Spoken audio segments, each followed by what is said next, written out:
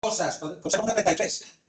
Cuando montamos dinámicas participativas, la gente tiene que saber cuándo empieza y cuándo termina. Es súper importante. No hay nada peor que una reunión que no se sabe cuándo termina. O un taller que no se sabe cuándo va a terminar. Porque la gente, después del taller al que le convocamos o de la dinámica, tiene otras cosas que hacer en la vida, ¿no? Entonces, se informa que pretendemos ser muy escrupulosos en terminar a las 2, que era la hora que se había marcado, ¿vale? Es decir, a las 2 esté como esté la mesa, se levanta. ¿De acuerdo? Y mañana reemprenderemos. También nos decimos que mañana pretendemos ser puntuales en el inicio. En ese sentido lo tenemos.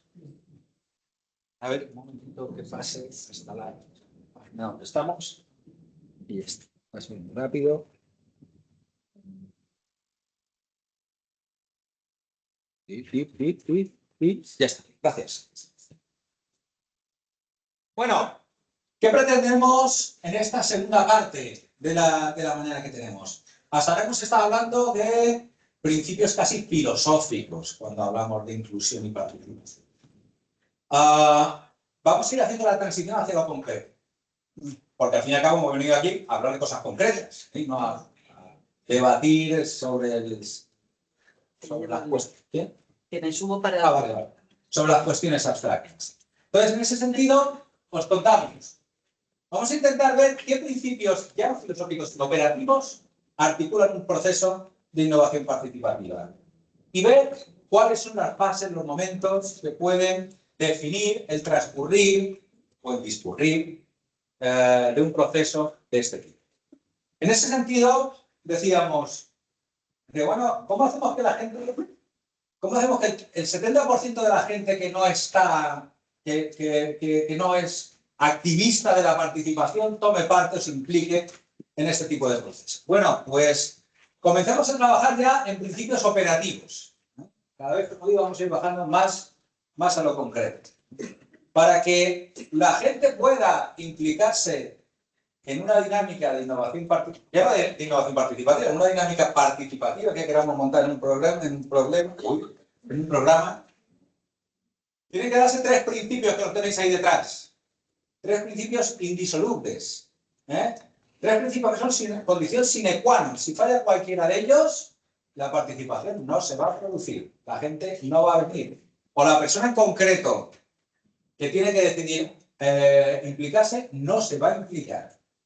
Tienen que ocurrir 3 cosas. Tienen que ocurrir 3 cosas. Una detrás de otra y las 3 simultáneas.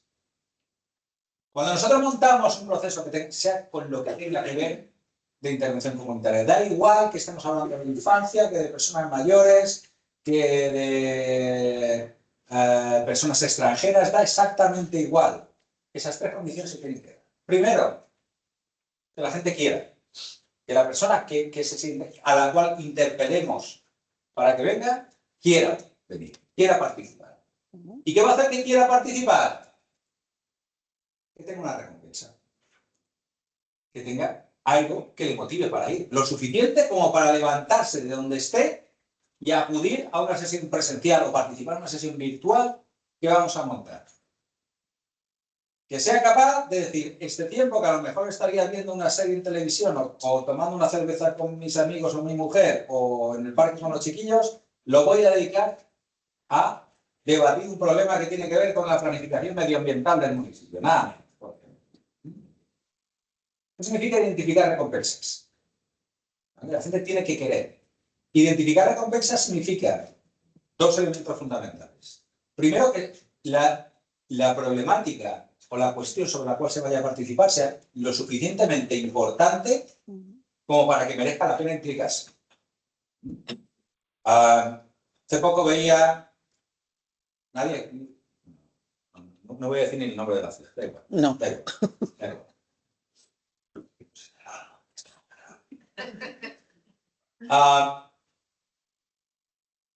Vi hace poco una votación que se había llevado a cabo en una ciudad, ¿no?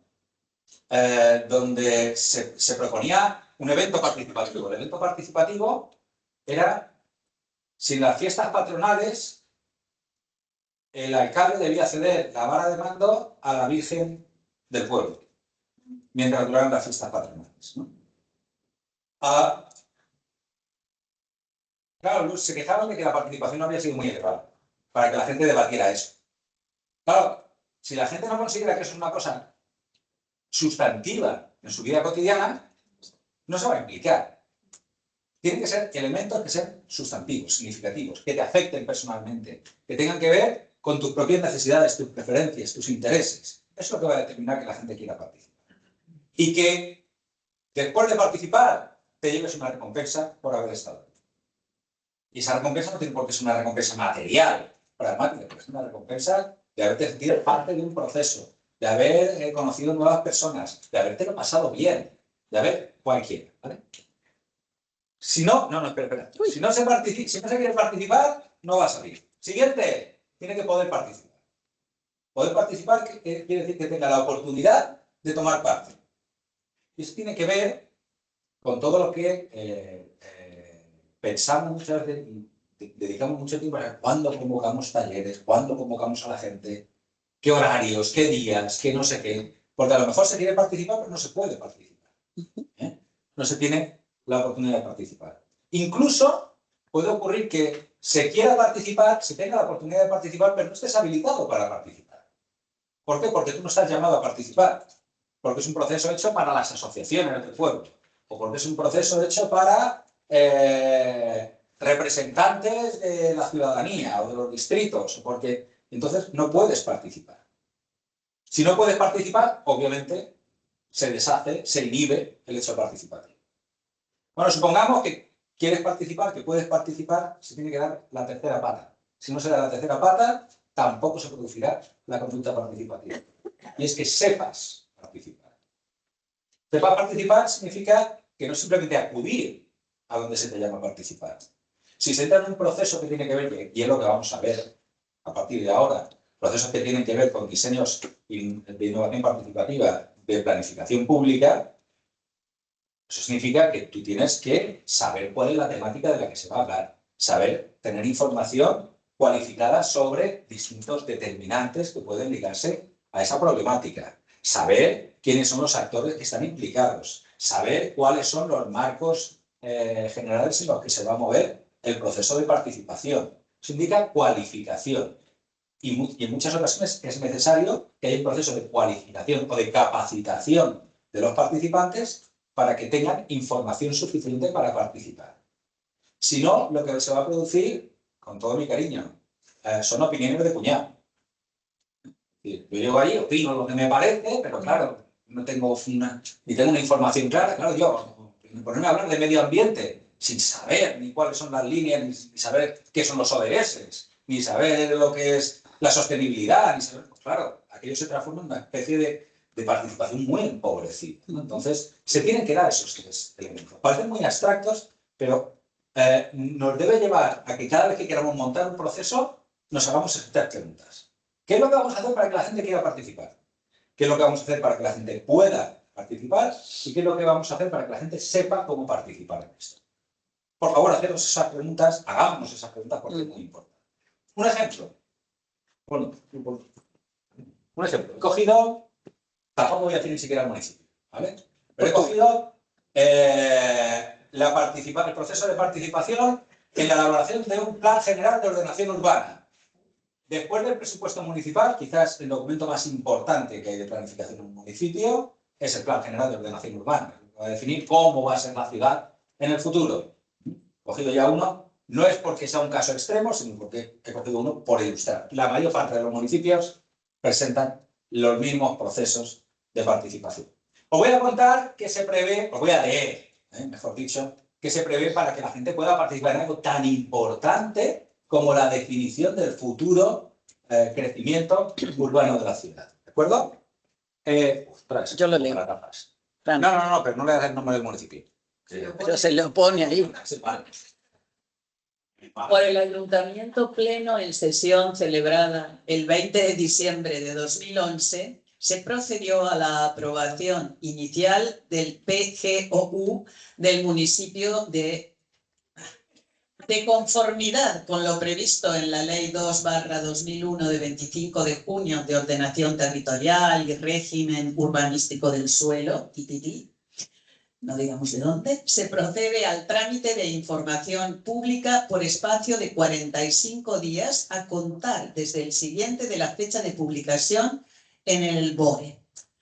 A fin de facilitar la participación ciudadana en el trámite de información pública, se procede a colgar en la web los documentos de memoria y cartografía más relevantes de la ordenación propuesta. La documentación relativa al informe de sostenibilidad ambiental, informe ambiental previo, informes sectoriales y otra documentación complementaria se encuentran a disposición del público en el expediente que obra en las oficinas municipales y en horarios de atención al público, ya que el volumen de documentación no permite publicitar todo en la web. Además, se informa a la ciudadanía en general que el equipo redactor atenderá personalmente las consultas. Bueno, aquí tenemos la oferta de participación. ¿De acuerdo? Vuelvo a repetir, es quizás uno de los procesos que deberían, que en un municipio en planificación municipal, en planificación de la acción pública, deberían ser más importantes. Y que si se quiere que la gente tenga alguna incidencia, hay que habilitar espacios de participación. Hagámonos las preguntas, ¿no? ¿Querríamos participar en un proceso así? Yo querría participar, o sea, yo vivo en ese municipio, en el que sea, ¿no? Y ostras, ¿no? Es que a mí es que me preocupa mucho el urbanismo de mi ciudad, porque depende de eso que yo me quiera quedar a vivir aquí o que quiera irme de aquí porque es insufrible la ciudad, ¿no? Entonces, yo quiero participar. ¿Quiero participar en qué? Porque no me queda muy claro aquí en qué puedo participar. ¿En qué puedo participar? Desde luego yo os digo que si esto lo lee Si lo llegan a leer. un ciudadano, si lo llega a leer un ciudadano como diseño atractivo para participar, pues yo creo que me arriesgo a decir que si alcanzamos un consenso, pensaremos que no es el más atractivo para participar. Difícilmente la gente querría participar en un proceso. Tendría que ser yo muy friki para querer participar en un proceso. Pero bueno, yo soy friki, yo quiero participar. Quiero, ¿vale? ¿Cómo puedo participar? ¿Cómo puedo participar en este proceso? ¿Vale? Yo me pongo la armadura de lucha contra la administración y digo, voy allá. ¿Cómo puedo participar? Pues básicamente viendo qué información hay en la web.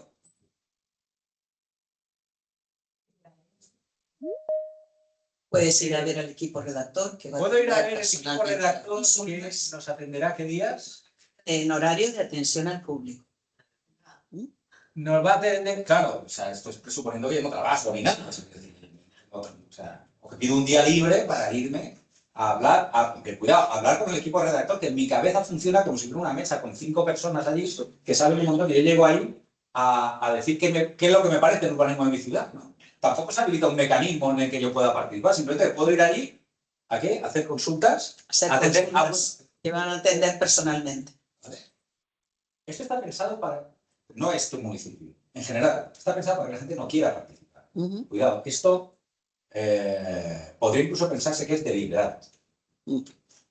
Que se pueda pensar así para que la gente desista de participar. Y que además, si aún así quiere, sea difícil que pueda participar. O sea, tiene que ser una persona como muy convencida, muy activista, muy no sé qué, para que puedas participar en esto. Bueno, pues aún así, bueno, yo puedo. Me pido el día libre del trabajo, me presento allí en la oficina, yo contra el mundo, ¿no? Y para saber, ¿sabría participar? Porque para saber participar tendría que dialogar con el equipo de redactor sobre memoria y cartografía. Memoria y cartografía. Documentación relativa al informe de sostenibilidad ambiental, informe ambiental previo, todo con palabras. Esto es muy difícil. O sea, sería un milagro que esto funcionara. Pero sería un milagro que esto funcionara. Caben dos opciones. Una, que inconscientemente no se fomente la participación, otra es que conscientemente se inhiba la participación. Eliminemos la segunda opción, ¿vale? Quedémonos simplemente con que no se ha trabajado bien la participación. Probablemente si nos hiciéramos estas 3 preguntas que aparecen arriba, nos llevaría a reformular todo el diseño de la propuesta de participación. Luego, por favor, cuando nos lancemos a hacer algo, esas 3 preguntas que nos ocupen en un post-it, los ponemos, querer, poder, saber, y lo sometemos a debate con el equipo técnico, con los compañeros, con las compañeras. Fran, yo quería proponeros, no lo habíamos hablado, pero os vamos a pasar el dossier que nosotros preparamos para el proceso de salud mental, donde, claro, nosotros lo que no queríamos era que también se nos pudiera decir que no tenía validez lo que se estaba debatiendo, porque claro, esto de que los vecinos vengan y hablen sobre salud mental, ¿qué saben los vecinos? ¿Sí? Entonces, acompañamos también un dossier que lo preparamos nosotros, pero que lo sometimos a que lo vieran personas expertas por la experiencia, para que el lenguaje fuera lenguaje fácil. No nos daba el presupuesto porque teníamos que pasarlo para que nos lo tradujeran a lenguaje fácil, y eso nos costaba un dinero que no teníamos, entonces lo hicimos nosotros, pero lo que procuramos es que la gente entendiera de qué se estaba hablando cuando se hablaba, por ejemplo, de sufrimiento psíquico. ¿Qué es sufrimiento psíquico? ¿Qué es un DSM-5? ¿Qué es un plan de salud mental? ¿Qué es un SASM? Claro, para que la gente tuviera todas esas herramientas. Eso está colgado en la web del ayuntamiento, y además en los talleres teníamos impresos para que la gente pudiera leerlo y consultar cualquier duda que tuviera al respecto. La accesibilidad, ¿acordaron cuando salió lo de comunicación? ¿Os acordáis? Cuando hicimos todo el mapa de palabras, que salió comunicación. La comunicación es clave para que la gente pueda participar. Nadie participa en algo de lo que no sabe qué hablar. ¿Sí? Bueno, hay quien sí, pero convengamos en que no. ¿Vale? Luego, 3 principios básicos. Concretemos más. Concretemos más. Principios operativos. No, estamos aquí. Vale. Principios operativos. Si queremos poner en marcha una planificación estratégica participativa, un proceso innovador de participación, me da igual la etiqueta que le pongamos. Si queremos que la gente tome parte en el diseño de políticas públicas, ¿vale? A entender que un proyecto de este tipo es un proceso, es un relato, es un cuento, es una historia. Como todas las historias, tienen un comienzo, tienen una parte media y tienen un final. Y si queremos buscar que esto salga bien, tenemos que intentar, para cada una de las partes de la historia, ver si acontecen una serie de elementos que van a dotar, o por lo menos van a permitir que la innovación participativa aparezca, o sea visible. ¿Cuáles son esos principios? Claves de entrada dentro de los procesos. Bueno, hemos puesto 10. ¿Podrían haber sido 12? Podrían haber sido 12. ¿Podrían haber sido 15? Podrían haber sido 15. Vamos a dejar 10. 10 con los que podemos trabajar. Procesos de entrada. Claves de entrada. Primero, diversidad. ¿Qué quiere decir diversidad? Estamos en la fase en la que estamos enseñando, pensando el proceso. ¿Cómo vamos a montar un proceso? ¿Vamos a montar un proceso de participación infantil o cómo vamos a montar un proceso de diseño de políticas, como digo, medioambientales, o de diseño de cuidados de larga duración, o de diseño de lo que sea, ¿no? Cuando lo pensamos, primer principio, diversidad. Nos hemos preocupado de todos los actores que tienen que estar. Están todos los que se ha llamado al proceso a todos los actores que tienen que estar. ¿Aparecen en el proceso? ¿Saben que existe el proceso? ¿Cuáles son esos actores? En ocasiones incluso tenemos que desarrollar acciones de diagnóstico, de investigación, mañana veremos algunas, para localizar todos esos actores y ver cómo es la red de los actores. Entonces, cuanta mayor sea la diversidad, mayor probabilidad de que tengamos resultados innovadores. Cuanto más homogéneos sean los actores que participan o más restrictivos, tendremos procesos más pobres. ¿Esto quiere decir que si no hay una diversidad máxima no pueden salir los procesos. No, esto es una cuestión de grado, no de naturaleza. Pero cuanto más seamos capaces de ampliar esa diversidad, mejor. Y eso significa que tenemos que contar con responsables políticos políticos de la oposición, con asociaciones, con personas a título individual, con segmentos informales de la población, el grupo de mujeres que se junta aquí, el grupo de jóvenes que hace skate park en no sé dónde, no sé cuánto. Tiene que llamarse, nos da igual, es una cuestión. Muchas veces aquí se habla un elemento que surge, es decir, bueno, pero es que a lo mejor no son representativos. Bueno, no se trata de que sean representativos. Esto es lo que se habla de sustituir la política de la representación por la política de la presentación. Los actores cuentan en tanto en cuanto son capaces de aportar y de sumar a los procesos, no de si representan a uno o a otro o al de más allá. Vale, segundo principio, incertidumbre. La incertidumbre, que es un principio que normalmente lo vemos como algo negativo, que existe incertidumbre, aquí precisamente es una potencialidad. La incertidumbre quiere decir que no sabemos cómo se va a resolver el proceso, ni cuáles van a ser los resultados del proceso, ni siquiera cuáles son las opciones que se barajan para poner en marcha las acciones derivadas del proceso.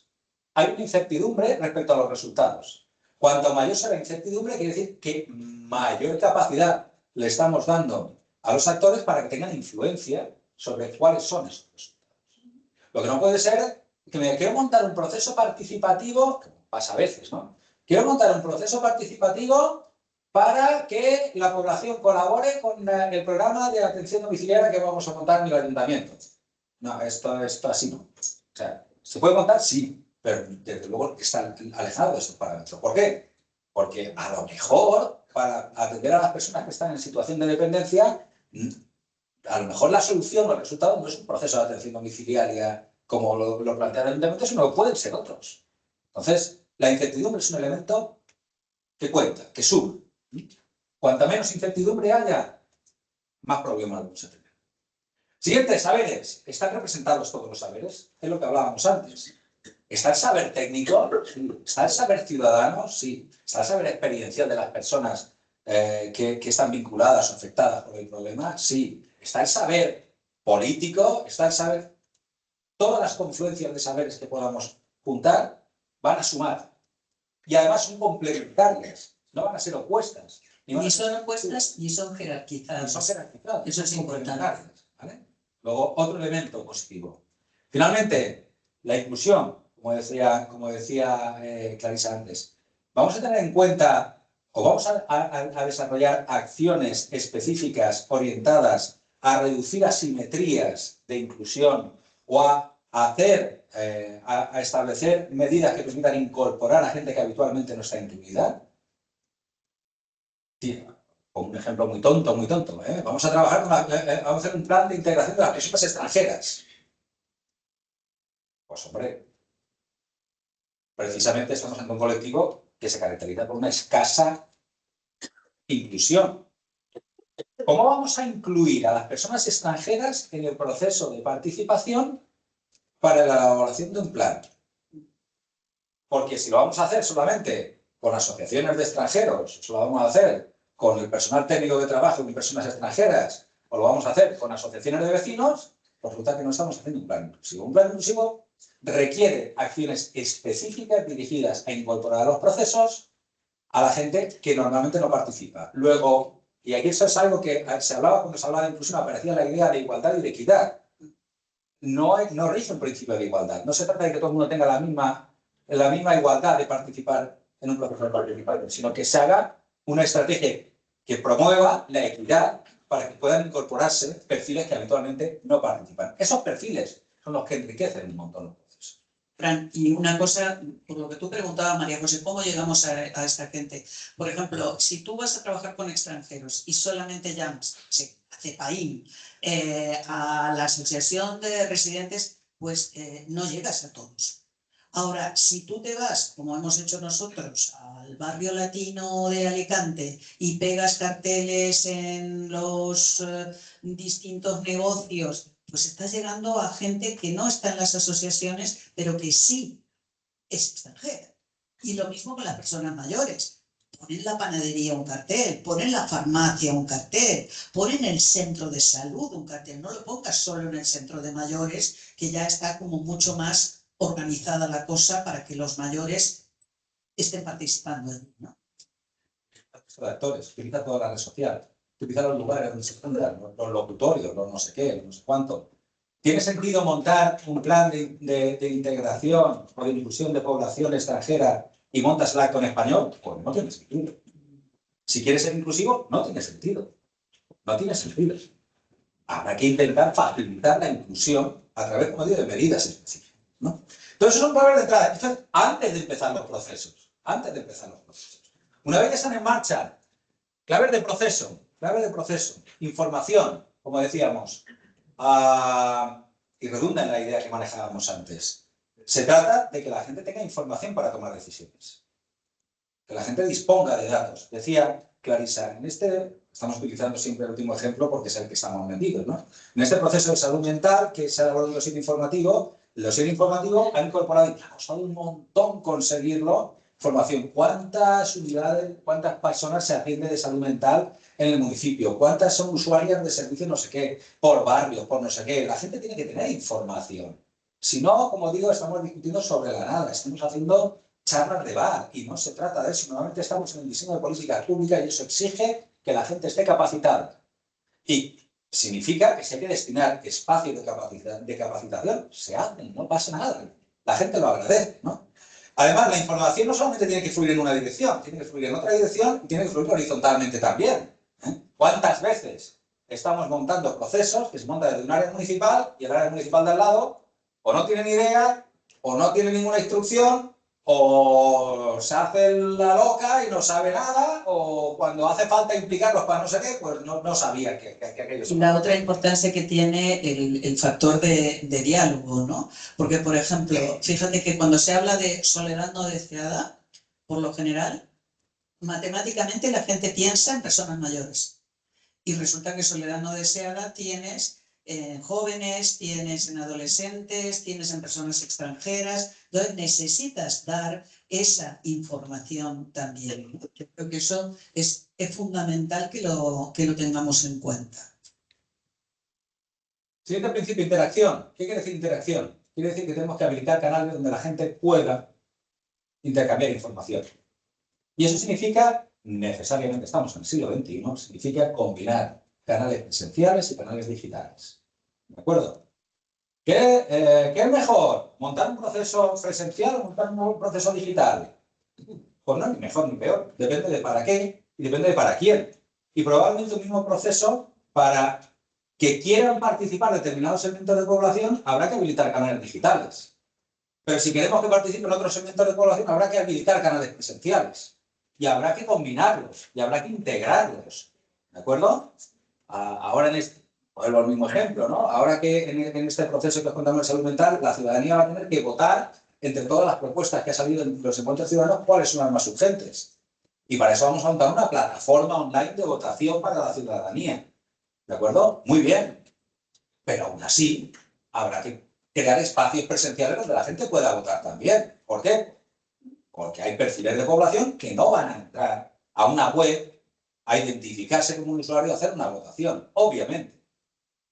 Igual que hay gente que si tiene que acudir a un centro a votar, no va a acudir, sino es a través del móvil o a través de la web, ¿no? Entonces, significa posibilitar todos los espacios de interacción que hay que hacer. Y eso se tiene que pensar y se tiene que Pero hacer. ahí además estamos volviendo a lo primero que dijimos, que es que cuando planificamos tenemos que poner el proceso, vamos, las técnicas al servicio del proceso y el proceso como tal al servicio de las personas. Esto que os comentábamos antes, ¿no? Nosotros hicimos los talleres ciudadanos presenciales, pero además, como había gente que sabíamos que no iba a venir al taller presencial, fuimos a buscarla a los sitios donde esa gente está y trabajamos allí directamente con ellos. Tenemos la plataforma para que voten online, pero además vamos a organizar votaciones presenciales en todos los sitios. O sea, como veis, la participación es cualquier cosa menos improvisación. Deliberación.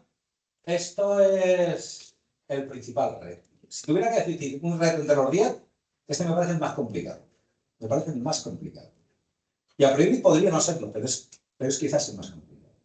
¿Qué significa que haya deliberación? Significa que todas las decisiones que se tomen se tienen que sustentar en un debate colectivo, no en una agregación de preferencias individuales. Y me explico. Muchas veces se monta un proceso donde se pide a la gente que participe en la definición de una política pública y se le pide que, pasa por ejemplo muchas veces que se hacen presupuestos participativos, ¿sabes? Por participar una vez en presupuestos participativos de vuestra ciudad o de lo que sea. ¿Qué se hace? Se hace una entrada de la gente. Haz propuestas de gasto en tu ciudad. No sé qué, y no sé cuánto, y hacer un parque, no sé qué, y dedicar una estatua a fulano, y no sé cuánto. Y luego, vota la que creas que son más importantes. Y la gente vota. ¿Y en medio? En medio ha habido un debate sobre cuáles son las necesidades de la ciudad, sobre cuáles son las estrategias que tiene que desarrollar la ciudad, si hay que priorizar criterios de sostenibilidad, o hay que priorizar criterios de necesidades básicas, o hay que no sé qué. ¿Se ha debatido los pros y los contras que tienen cada una de las propuestas que se han hecho? ¿Ha habido oportunidad para que se defina cuál es el modelo de ciudad que se quiere? Porque si no, es una especie de caja negra lo que ocurre en medio y se transforma en un buzón de propuestas y en una salida a partir de una votación normalmente Con el agravante de que puede ser incluso manipulado, porque puede llegar a darse el que tipo Eurovisión, ¿no? Llamemos a todos los que están en un determinado grupo y dicen, van todos a votar eso. ¿Han pensado por qué? No. Han ido porque los han llamado. La deliberación, sé que aquí me meto en un jardín casi académico, ¿vale? Pero la deliberación significa, el objetivo principal que tiene la deliberación es transformar preferencias individuales que se forjan antes de los procesos de participación en propuestas consensuadas que se generan y se crean en el curso de los procesos de participación. Si un proceso de participación lo que hace es partir de propuestas individuales y luego dirimir entre esas propuestas individuales cuál es la mejor, no hemos conseguido nada de lo que aporta el valor deliberativo. Y el valor deliberativo aporta un montón de elementos. Aporta, como digo, desarrollo de lazos de confianza. Aporta elaboración de argumentos, confrontación de argumentos, debate. Aporta solidaridad. Aporta el reconocimiento del otro. Aporta la posibilidad de que gente que habitualmente no tiene capacidad de hablar pueda hablar. Aporta un montón de cosas. Normalmente se omite, o es una cosa que se suele menospreciar, que no suele tener un papel protagónico en los procesos de participación por varias razones. Primero porque estamos en una oleada donde cada vez más los procesos de participación pública en la definición de políticas se hacen exclusivamente a través de plataformas digitales o de medios digitales. ¿Se puede deliberar en un medio digital? Pues hombre, sí, pero poco. O por lo menos la experiencia lo que nos dice es que sí, pero poco. Yo lo he intentado un montón de veces. Ya que se transforma en una especie de chat donde la gente, con suerte, no acaba insultándose, pero muchas veces acaba haciendo un Cristo. Y por otra razón, porque la deliberación ralentiza los procesos. Y muchas veces, no, tenemos que hacer un proceso en mes y medio de definición de no sé qué. Pues claro, en mes y medio no da tiempo a montar un proceso deliberativo. Tercera cuestión por la que no se suelen primar, porque requiere inyectar información. Como decía, se tiene que deliberar con información, no deliberar sobre la nada. Y eso exige un papel más activo de los promotores de los procesos, ¿no? Pero es un elemento fundamental que para mí supone un indicador de calidad de los procesos.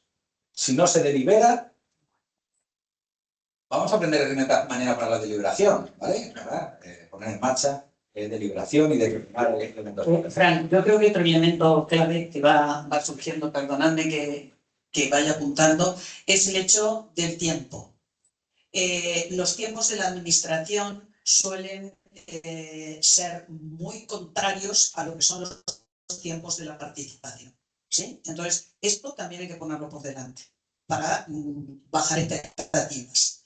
Los tiempos de la administración son lo menos terapéuticos, digo siempre yo, en términos de intervención social, porque son los tiempos que son, no son los tiempos que la gente necesita. Deliberar necesita tiempo, ¿sí? porque si no, no se delibera, se opina, así, sin pensar. Entonces, esto también hay que tenerlo en cuenta en el diseño que se hace, ¿sí? ¿Vale? Nos vamos a la parte de resultado. 3 elementos. Voy a ir más rápido, voy a acelerar un poquitín. ¿Vale? Primero, corresponsabilidad. ¿Corresponsabilidad qué significa?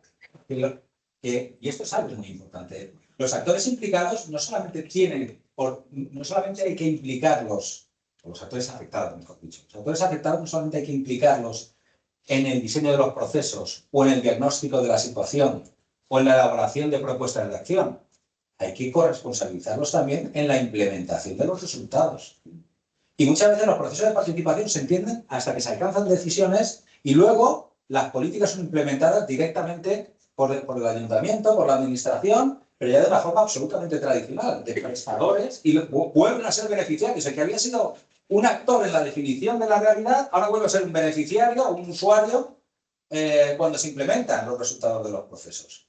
No tiene por qué. Y de hecho es una demanda sostenida de los participantes normalmente de decir, no, es que yo también quiero. O sea, si hemos decidido que se va a poner en marcha para qué sé yo, la señalización de senderos para que la gente haga ejercicio, yo quiero participar en eso, yo quiero saber, yo quiero decir qué senderos hay que ir, y quiero poner etiquetas y quiero no sé qué. Y eso genera, primero, corresponsabilidad y luego un aumento de la implicación. La gente se implica más por cuanto participa también en el desarrollo de los acuerdos, de las soluciones. Además, perdona, hay otra cosa que es fundamental que tengáis en cuenta. Esto que os estamos planteando de la participación no es que se nos ocurrió en una noche aburrida o en una noche de borrachera. Es algo que está incluido en todos los documentos principales de las principales organizaciones no sospechosas incluso de ser ni muy progresistas ni cosa que se le parezca. La Organización Mundial de la Salud insiste en que tanto en los temas de salud mental como de envejecimiento activo, la participación protagónica, es decir, que sean protagonistas, sujetos principales de cualquier proceso de determinación de políticas públicas es imprescindible. Lo dice la OMS, lo dice... En estos momentos, quizá los tres documentos internacionales referentes en innovación participativa son de tres organismos tan poco sospechosos de ser revolucionarios como el Comité de Ministros de Europa, la OCDE y el Banco Mundial. Esos son los... Y la OMS. La OMS en materia de participación en salud, pero en materia de planificación estratégica participativa, el Comité de Ministros de Europa, la OCDE y el Banco Mundial, nada menos. Y son tres documentos absolutamente brillantes, que yo en cuanto tengo que defenderlo enseguida, es que esto lo dice el Comité de Ministros de Europa, ¿no? Pero también ahí tenemos que decir que el papel lo aguanta todo. Sí. Y lo que tenemos que hacer es dotar de contenido pragmático a esos documentos. ¿Vale? Voy rápido. Principio de programación, ¿qué quiere decir? Quiere decir que tiene que estar previsto un cronograma claro de cómo se van a implementar los acuerdos que salgan de un proceso donde llamamos solución. La gente necesita conocer en qué tiempo se van a desarrollar, se van a implementar los resultados de un proceso de participación. No vale decir, vamos a hacer un proceso de participación y luego ya iremos viendo cómo vamos. No, esto no se le funciona. Por lo menos no es recomendable. ¿De acuerdo? Tiene que haber una programación clara de acciones, cómo se va a calendarizar todo lo que tiene que ver con la implementación. Y por último, influencia. Es decir, hasta dónde van a poder decidir los participantes. Si van a tener solamente una capacidad consultiva, una capacidad vinculante, una capacidad incluso de fiscalización de los acuerdos. ¿Vale? Veámoslo con un ejemplo. ¿De acuerdo? Veámoslo con un ejemplo. Un ejemplo, como se dice, basado en hechos reales. De nuevo, omito el municipio y todo eso, pero basado en hechos reales. ¿De acuerdo? Os lo leo, por si no lo podéis leer desde ahí. ¿Vale? Un ayuntamiento ha invitado a las asociaciones de vecinos de un distrito de la ciudad a que participaran haciendo aportaciones a un proyecto urbanístico que iba a abrir una vía rápida en el entramado urbano que cruzaría el distrito de un extremo al otro. Para ello, han organizado una reunión informativa en la que el personal técnico de urbanismo informó del proyecto y el concejal de este área hizo énfasis en que con esta inversión del distrito, caracterizado por la presencia de infraviviendas, elevada tasa de población inmigrante y en general hogares de bajo nivel adquisitivo, quedaría mucho mejor comunicado con el resto de la ciudad. Al finalizar la reunión informativa se dio un plazo de un mes a las distintas asociaciones del distrito para que pudieran hacer aportaciones al proyecto, puesto que en 3 meses estaba previsto el inicio de las obras. ¿Vale? Esto es un proceso de participación. Y es un proceso de participación, créeme, reconocible en la práctica habitual que ocurre en las ciudades. Incluso hemos hecho trampas.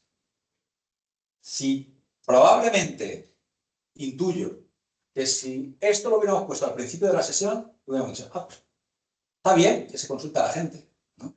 Claro, ahora ya a la luz de las cosas que estamos viendo, pues ya se le ven las costuras un poco.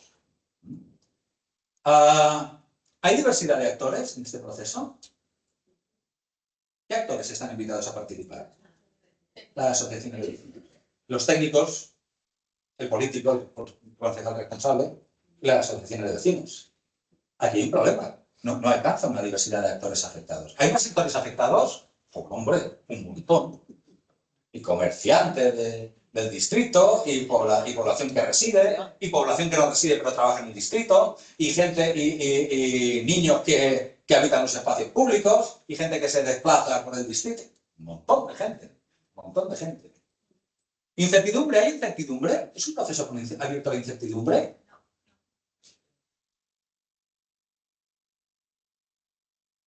Absolutamente no. De hecho, son súper explícitos. Las obras van a empezar en 3 meses. Es decir, aquí el final no lo conocemos. Otra cosa es lo que queráis decir, pero el final ya lo digo yo.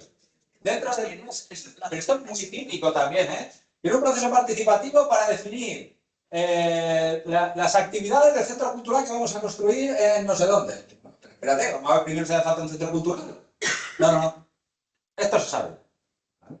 Es un proceso que no está abierto a la incertidumbre. Esto inhibe un montón la participación. Puesto que ya solo van a participar aquellos que sean afines a lo que se quiere hacer. Es un proceso donde se reúnen distintos tipos de saberes. ¿Qué saberes aparecen aquí? El de urbanismo, la gente de urbanismo, los técnicos de urbanismo, concejal que dice que todo va a estar mucho, el proyecto de ciudad va a crecer de maravilla.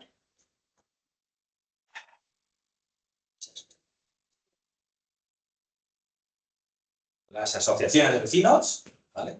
Están los saberes de la población inmigrante, que tiene mucha población inmigrante, de la gente que está en situación precaria de vivienda, incorporan sus saberes.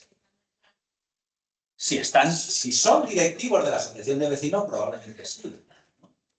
Hay un problema de saberes, de confluencia de saberes. Es un proceso que va a estar totalmente sesgado en términos de saberes. Se van a manejar unos códigos y, por lo tanto, unas soluciones que van a ser acordes con los saberes que se ponen en juego.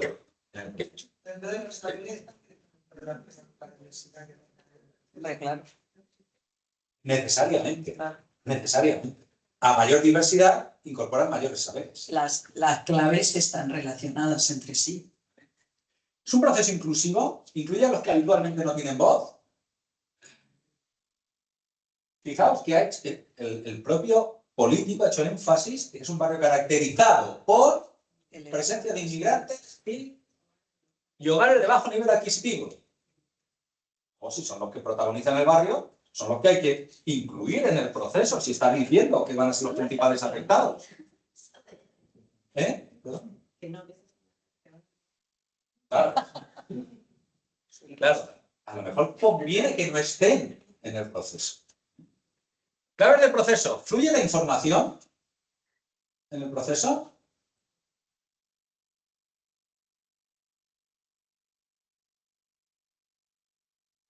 Fluye la información en una dirección, sobre todo, de arriba abajo. Unos que son los que tienen conocimiento, los que tienen toda la información, los que ya tienen los planos hechos, el proyecto, el no sé qué, informan al resto. Y lo que se le pide en este caso a las asociaciones de vecinos es que hagan ¿qué? Aportaciones. Fíjate que ni siquiera es que hagan propuestas, ¿no? Aportaciones. O sea, cosas que ayuden al proyecto que queremos desarrollar. Pero además ellos también tienen información y esa información no se está teniendo en cuenta. Esa información no va a entrar nunca en el proceso. O sea, la información, por ejemplo, de... ¿Quién conoce mejor, por ejemplo, las redes de transporte urbano? Las personas que las usan. ¿Quiénes suelen ser los que usan el transporte público? Por lo menos, por ejemplo, en nuestra realidad de Alicante. El transporte público lo usa la población inmigrante, la población joven que no tiene carnet de conducir y la población mayor que tampoco tiene posibilidades de conducir. Nunca se les pregunta.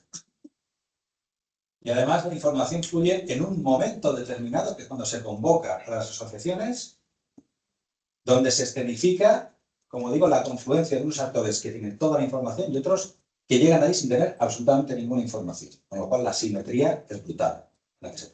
Pero y en este caso en concreto, si tú sabes un poco más, sabes de sobra que si empiezan 3 meses en la obra, el proyecto está hecho y cerrado. Se van a hablar por el foro lo que se deriva. Pero queda bien. Pero es que hay muchos procesos que se llaman de participación en políticas públicas que lo que buscan, y de hecho, fijaos, ¿vale? Estuvimos haciendo hace poco porque se ha preguntado muchas veces a la ciudadanía cómo ve la participación ciudadana, pero pocas veces se les pregunta a los políticos cómo ven la participación ciudadana. Hicimos una investigación preguntando a alcaldes y concejales, en este caso era de la Comunidad Valenciana, ¿vale? ¿Cómo veían, qué idea tenían de la participación ciudadana? Y precisamente la idea mayoritaria es que la participación sirve para que los vecinos y vecinas colaboren en las políticas públicas. Esa es la concepción que hay. Colaboren en las políticas que yo pongo en marcha, pero, y además, desde un sentido identificado de lo que debe ser la sociedad. Tenemos un ejemplo muy, muy crudo, ¿te acuerdas? Del alcalde.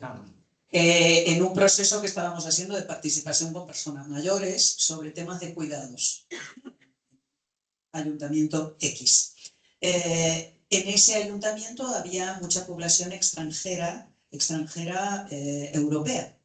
Entonces teníamos una persona que les traducía lo que ellas decían del inglés para que todo el mundo entendiera. En el momento que estaba traduciendo, nuestra compañera estaba traduciendo, instintivamente se dirigió al alcalde que estaba sentado allí en la rueda del taller que estábamos haciendo. Entonces empieza, y ella misma vuelve sobre su paso y dice, bueno, perdón, y se dirige a toda la gente. Y el alcalde le dice, no, perdón, no, dirígete a mí, el pueblo soy yo. Bueno, las miradas entre Fran y yo casi nos da algo, ¿no? Digo, parece el rey sol, ¿no? El pueblo soy yo. Pero que no estoy diciendo que fuera ningún animal, estoy diciendo que parte de una concepción del poder que está muy, muy arraigada, ¿no? Que lo mismo, oye, que este hombre lleva siendo alcalde de ese pueblo, no os imagináis cuánto tiempo, y la gente lo sigue votando y lo sigue eligiendo, ¿no? Entonces, bueno. Le va bien. Claro. Bueno, interacción. ¿Qué formatos de interacción se han previsto en el proceso? ¿Qué herramientas ha cogido para que se produzca la interacción? Una reunión informativa. Cuidado. Una reunión informativa. Lo que me interesa es la reunión informativa. No deliberación. Eso es lo que se ha propuesto. Claro, eso tiene limitaciones. ¿Existe deliberación en el proceso? ¿Existen espacios de deliberación o mecanismos de deliberación en el proceso? No. ¿Existen confrontación? En todo caso, existen confrontación de propuestas u opiniones. La que tiene el equipo de gobierno, los técnicos y las asociaciones de vecinos. Pero no se produce una interacción deliberativa. No existe un espacio destinado a que se debata y se valore colectivamente, y ahí es donde aparece esa palabra que se utiliza tanto ahora, que es la inteligencia colectiva. Ahí es donde aparece. La inteligencia colectiva no procede de juntar un montón de gente a que haga propuestas, procede de cuando juntas a la gente a debatir. ¿Corresponsabilidad? ¿Hay corresponsabilidad en las decisiones? ¿Cuál es el papel de los actores en la implementación de los acuerdos? ¿Hay una programación de los resultados? Eso es lo que está más claro de todo el proceso, eso es lo que más claro. Un cronograma. Hay una programación clarísima, clarísima. ¿Tienen capacidad de influencia los actores? Lo más que pueden es, hablábamos antes de grados de influencia, tienen menor grado la persuasión. Lo único que pueden entender es persuadir a través de las aportaciones en qué se puede hacer. Pero nada más. Fijaos, esta malla de 10 no puede ser tanto para planificar un proceso antes de que acontezca, como para evaluar procesos que se hayan puesto en marcha o que estén en funcionamiento y permitan reorientar. Desde ya os digo que este es un decálogo que a nosotros nos ha funcionado. Nos ha funcionado, ya digo, tanto a efectos de planificación como a efectos de evaluación y se puede trabajar, ¿no? Podéis someter a digamos, a esta rejilla de consideración cualquier proceso, cualquier política pública municipal que esté llamando a la ciudadanía a tomar parte y nos daría claves de cómo podríamos mejorar o cómo podríamos pensar los procesos antes de que acontezcan. De hecho, es una propuesta que hemos utilizado en procesos de formación y acompañamiento a alguna mancomunidad, donde nos presentaban proyectos que habían analizado teniendo en cuenta cada uno de estos 10 factores, ¿no? Para evaluar la calidad participativa de los proyectos. Por último, ni siquiera se circunscribe. Este tipo de decálogos también se utilizan mucho y están muy interesados en ellos, por ejemplo, el sector privado, empresas que quieren emprender proyectos de innovación o de nuevas líneas de negocio. Y todo esto lo tienen en cuenta. Lo he visto yo en empresas de motos, lo he visto yo en cooperativas de luz, lo he visto yo en varios. Fijaos que esto que dice Fran es muy interesante también para romper incluso prejuicios que tenemos, ¿no? Que a veces nos parece que vamos a ser mucho más participativos en la administración, en la definición de las políticas públicas, y resulta que a veces las empresas no pasan por el costado y avanzan mucho más. Por eso es tan importante esto que decía Fran de los documentos que promueven la participación, que no son para nada sospechosos de ser organismos revolucionarios, de ultraizquierda, ni cosa que se les parezca. Ya veréis la OCDE hablando de la participación, ¿sí? Y sin embargo, todos reclaman la necesidad de la participación, de las políticas bottom-up, de abajo hacia arriba, ¿sí? De hecho, si os interesará, podemos pasar los enlaces a esos documentos para que los podáis tener entre los documentos que vayamos a pasar, ¿vale? Avanzamos rápido, que no dé tiempo a terminar, ¿vale? Antes de ver las fases que tiene, cómo podemos armar a partir de estos principios y las fases, simplemente sintetizar en algo que yo creo que sí que os puede interesar realmente, que es cuál sería vuestro papel en un proceso de este tipo, cuál es vuestro rol en un proceso de este tipo. Porque hay gente que le puede parecer seductor llevar a cabo este tipo de procesos y hay gente que puede sentirse, si no amenazada, cuando menos sí, Agobiada. un poco agobiada por este tipo de cosas que pueden suponer en mi rol como profesional, ¿no? Y creo que es importante reflexionar en torno a estas historias, ¿no? Exactamente igual que este cuadro, tenemos un cuadro que si estuviéramos trabajando con el sector asociativo, lo pondríamos por el sector asociativo, o si estuviéramos trabajando con políticos, lo pondríamos por político distinto, ¿no? ¿Por qué? Porque este tipo de lógicas imponen cambios, giros, desplazamientos en los roles, ¿no? Entonces, hay buenas y malas noticias. Bueno, no, malas noticias no hay, estamos vendiendo esto, no malas noticias. Pero hay noticias, ¿eh? Hay noticias. La primera, desaparece todo el agobio que supone tener que ser un experto en la materia. ¿Vale? Es que voy a trabajar con personas mayores. Pues tengo que ser un experto en necesidades de personas mayores. ¿Vale? Tengo que hacer un máster, tengo que formarme en no sé qué. Voy a trabajar con infancia, que tengo que leerme todo lo que hay, tengo que formarme. No. Aquí no hay que ser experto.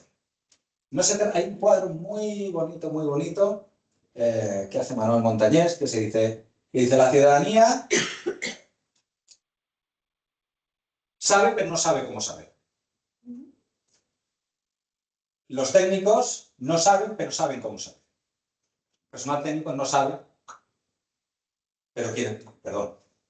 no sabe, pero sabe cómo sabe. Por último, los políticos no saben y quieren saber. ¿De acuerdo? Esto es en un mundo. Pero en ese sentido, lo importante, no sois expertos, no sois expertas. Cuidado, sí que sois expertos o expertas de alguna forma metodológicas. Lo que ponéis es al servicio de un proceso de transformación institucional o de impulso institucional, un engranaje metodológico que permite, que es lo que vamos vamos a trabajar mañana o que vamos a trabajar a partir de ahora, que permite que todos esos principios acontezcan. Pero daría igual, es muy parecido, es el mismo engranaje metodológico, sea cual sea la población con la que trabajemos y sea cual sea la problemática que trabajemos. ¿De acuerdo?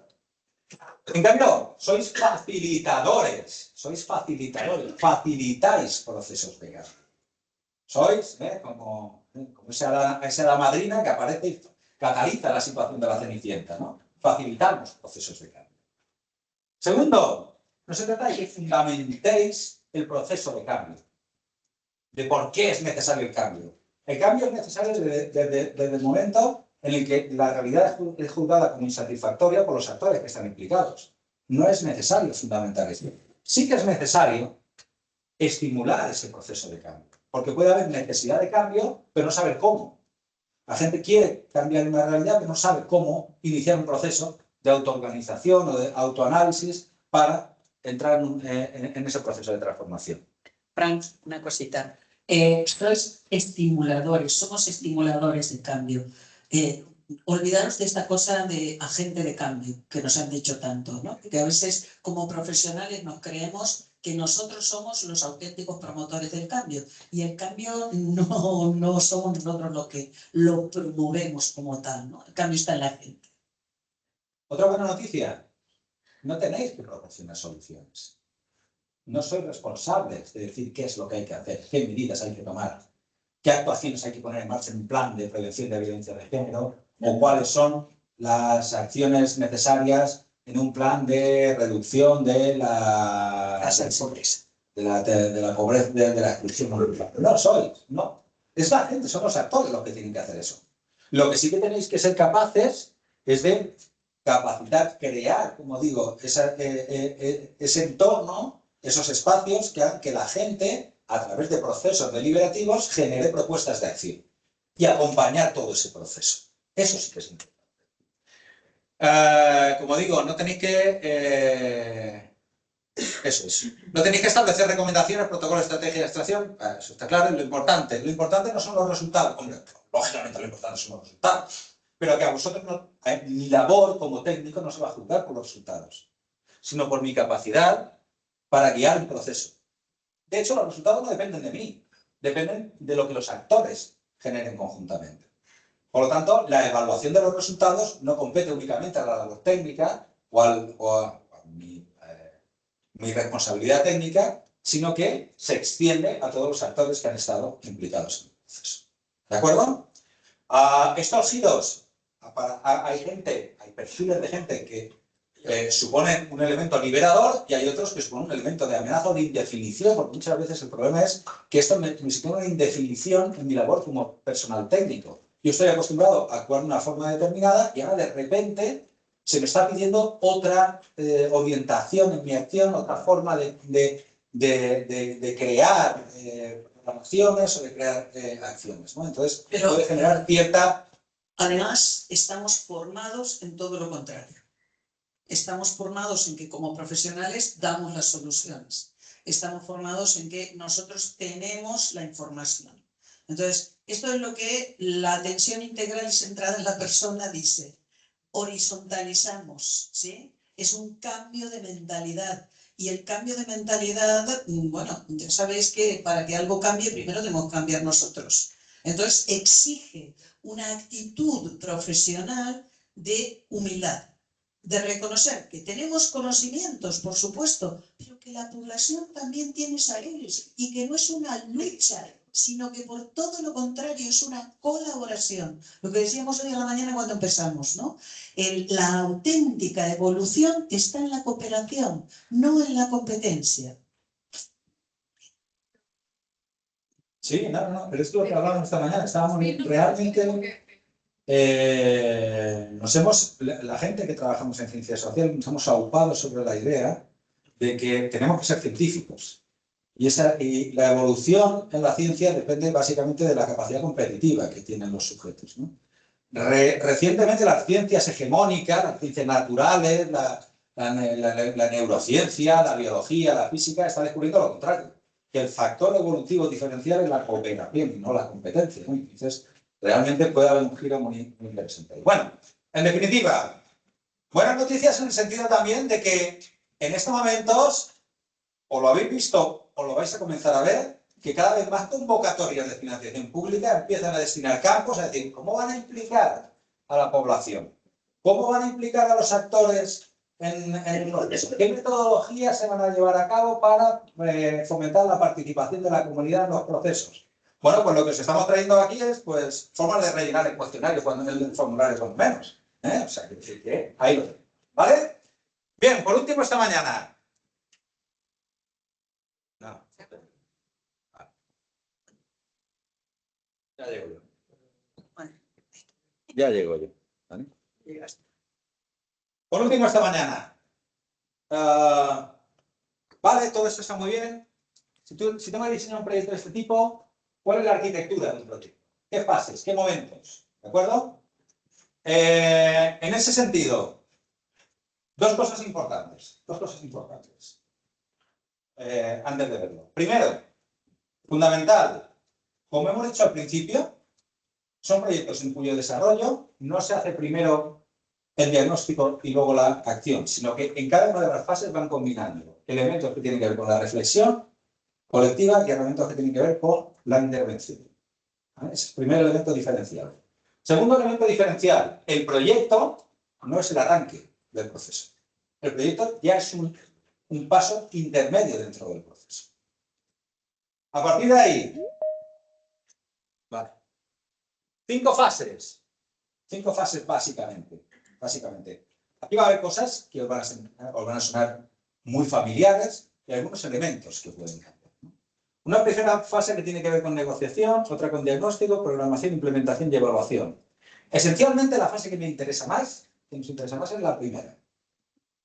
Porque es la que suele estar ausente en el diseño de cualquier proyecto que quiera pensar programaciones o políticas de planificación de la intervención. ¿Vale?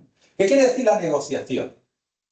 Quiere decir que los objetivos del proyecto, la metodología del proyecto y la forma en que se van a implementar los resultados del proyecto no son decididos por la entidad demandante ni por la entidad convocante. Son decididos por los actores que van a estar involucrados en el proyecto. Y eso es un elemento absolutamente diferencial respecto a la forma tradicional que tenemos de planificación. Esto que estamos acostumbrados, objetivo general, objetivos específicos, metodología del proyecto, no sé qué, estamos cansadas y cansados de rellenar o de armar ese tipo de documentos. Bueno, esto aquí no funciona así. Sí que está claro, el punto de arranque es la problemática. La problemática general, la temática sobre la que vamos a trabajar. ¿Qué vamos a trabajar? Vamos a trabajar un proyecto de ayuda a las personas que están en situación de soledad no deseada. Vamos a trabajar un proyecto que tiene que ver con exclusión de población extranjera. Vamos a trabajar un proyecto que tiene que ver con abandono escolar. Me da lo mismo. ¿De acuerdo? Pero a partir de aquí, la fase de negociación supone, en primer lugar, joder, no veo nada, pero sí. No vea, no pasa nada. En primer lugar, el proyecto y mapeo de actores. ¿Por dónde arrancamos? ¿El punto de arranque cuál es? Llamar a...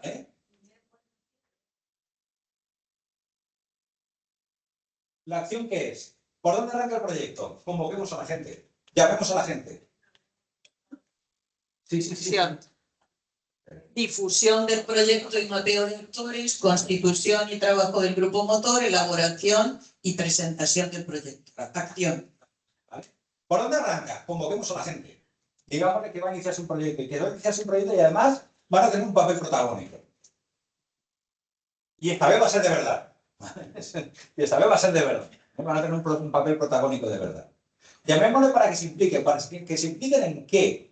¿En qué? Pues en algo que es súper habitual en este tipo de metodologías y que algunas y algunos son la familiar, la constitución de grupos motores. De grupos motores que son los que impulsan los procesos, que son los que acompañan los procesos. ¿Qué es un grupo motor? Un grupo motor es un conjunto de personas que de forma voluntaria y con una diversidad de actores lo más amplia posible, colaboran en todo lo que es los elementos constitutivos del proceso.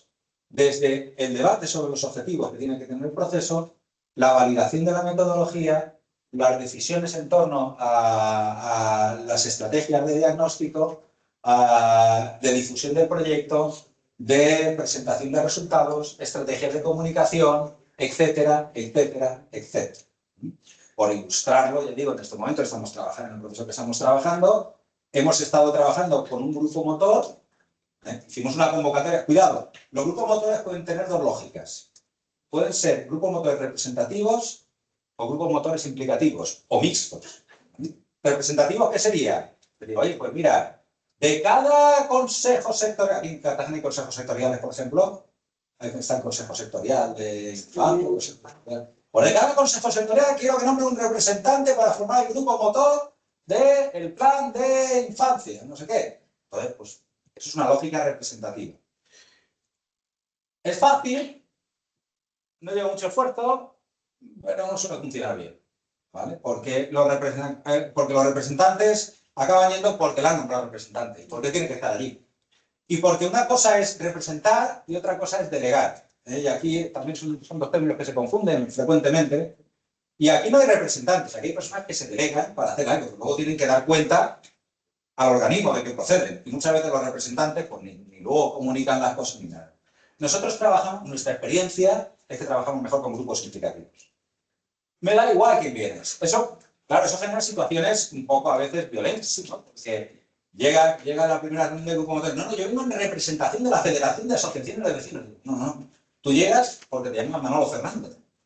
Y aquí puedes hablar de lo que quieras. Encima saber de asociaciones de vecinos, tienes contacto, genial, porque va a ser fantástico para que dinamices lo que aquí está ocurriendo con las asociaciones de vecinos. Pero tú no representas a nadie nada más que a ti aquí. Cuando llamamos a un colegio profesional y nos dicen, vale, lo que vosotros necesitáis es que nosotros os enviemos enfermeras especializadas en salud mental que os enseñen cómo hay que llevar a cabo. No. Y eso genera mucha crisis. Pues ya digo, por ilustrarlo, pues hemos estado trabajando un grupo, pues, 50 personas o algo así, que combinaban concejales de la oposición del ayuntamiento, personal técnico funcionario y personal técnico temporal, personal técnico que ha sido despedido incluso, ¿vale? De los servicios municipales, usuarios por la experiencia, familiares, gente del sector asociativo, vecinos, da igual. Se trata de gente que tenga... Fíjate, hace poco tuvimos uno de los perfiles más bonitos que hemos tenido de participante en un grupo motor, fue en un proceso que mencionaba antes, la lista de trabajo en el pueblo gitano, que se presentó la persona del grupo motor como yo soy cajera del Mercadona. Sí. Y dijimos, hostias, ¿y qué hace aquí? No, porque a mí me interesa esto de lo del pueblo gitano. Pues muy bien. Dice, y además, a todo el que pase por la caja se lo voy a contar.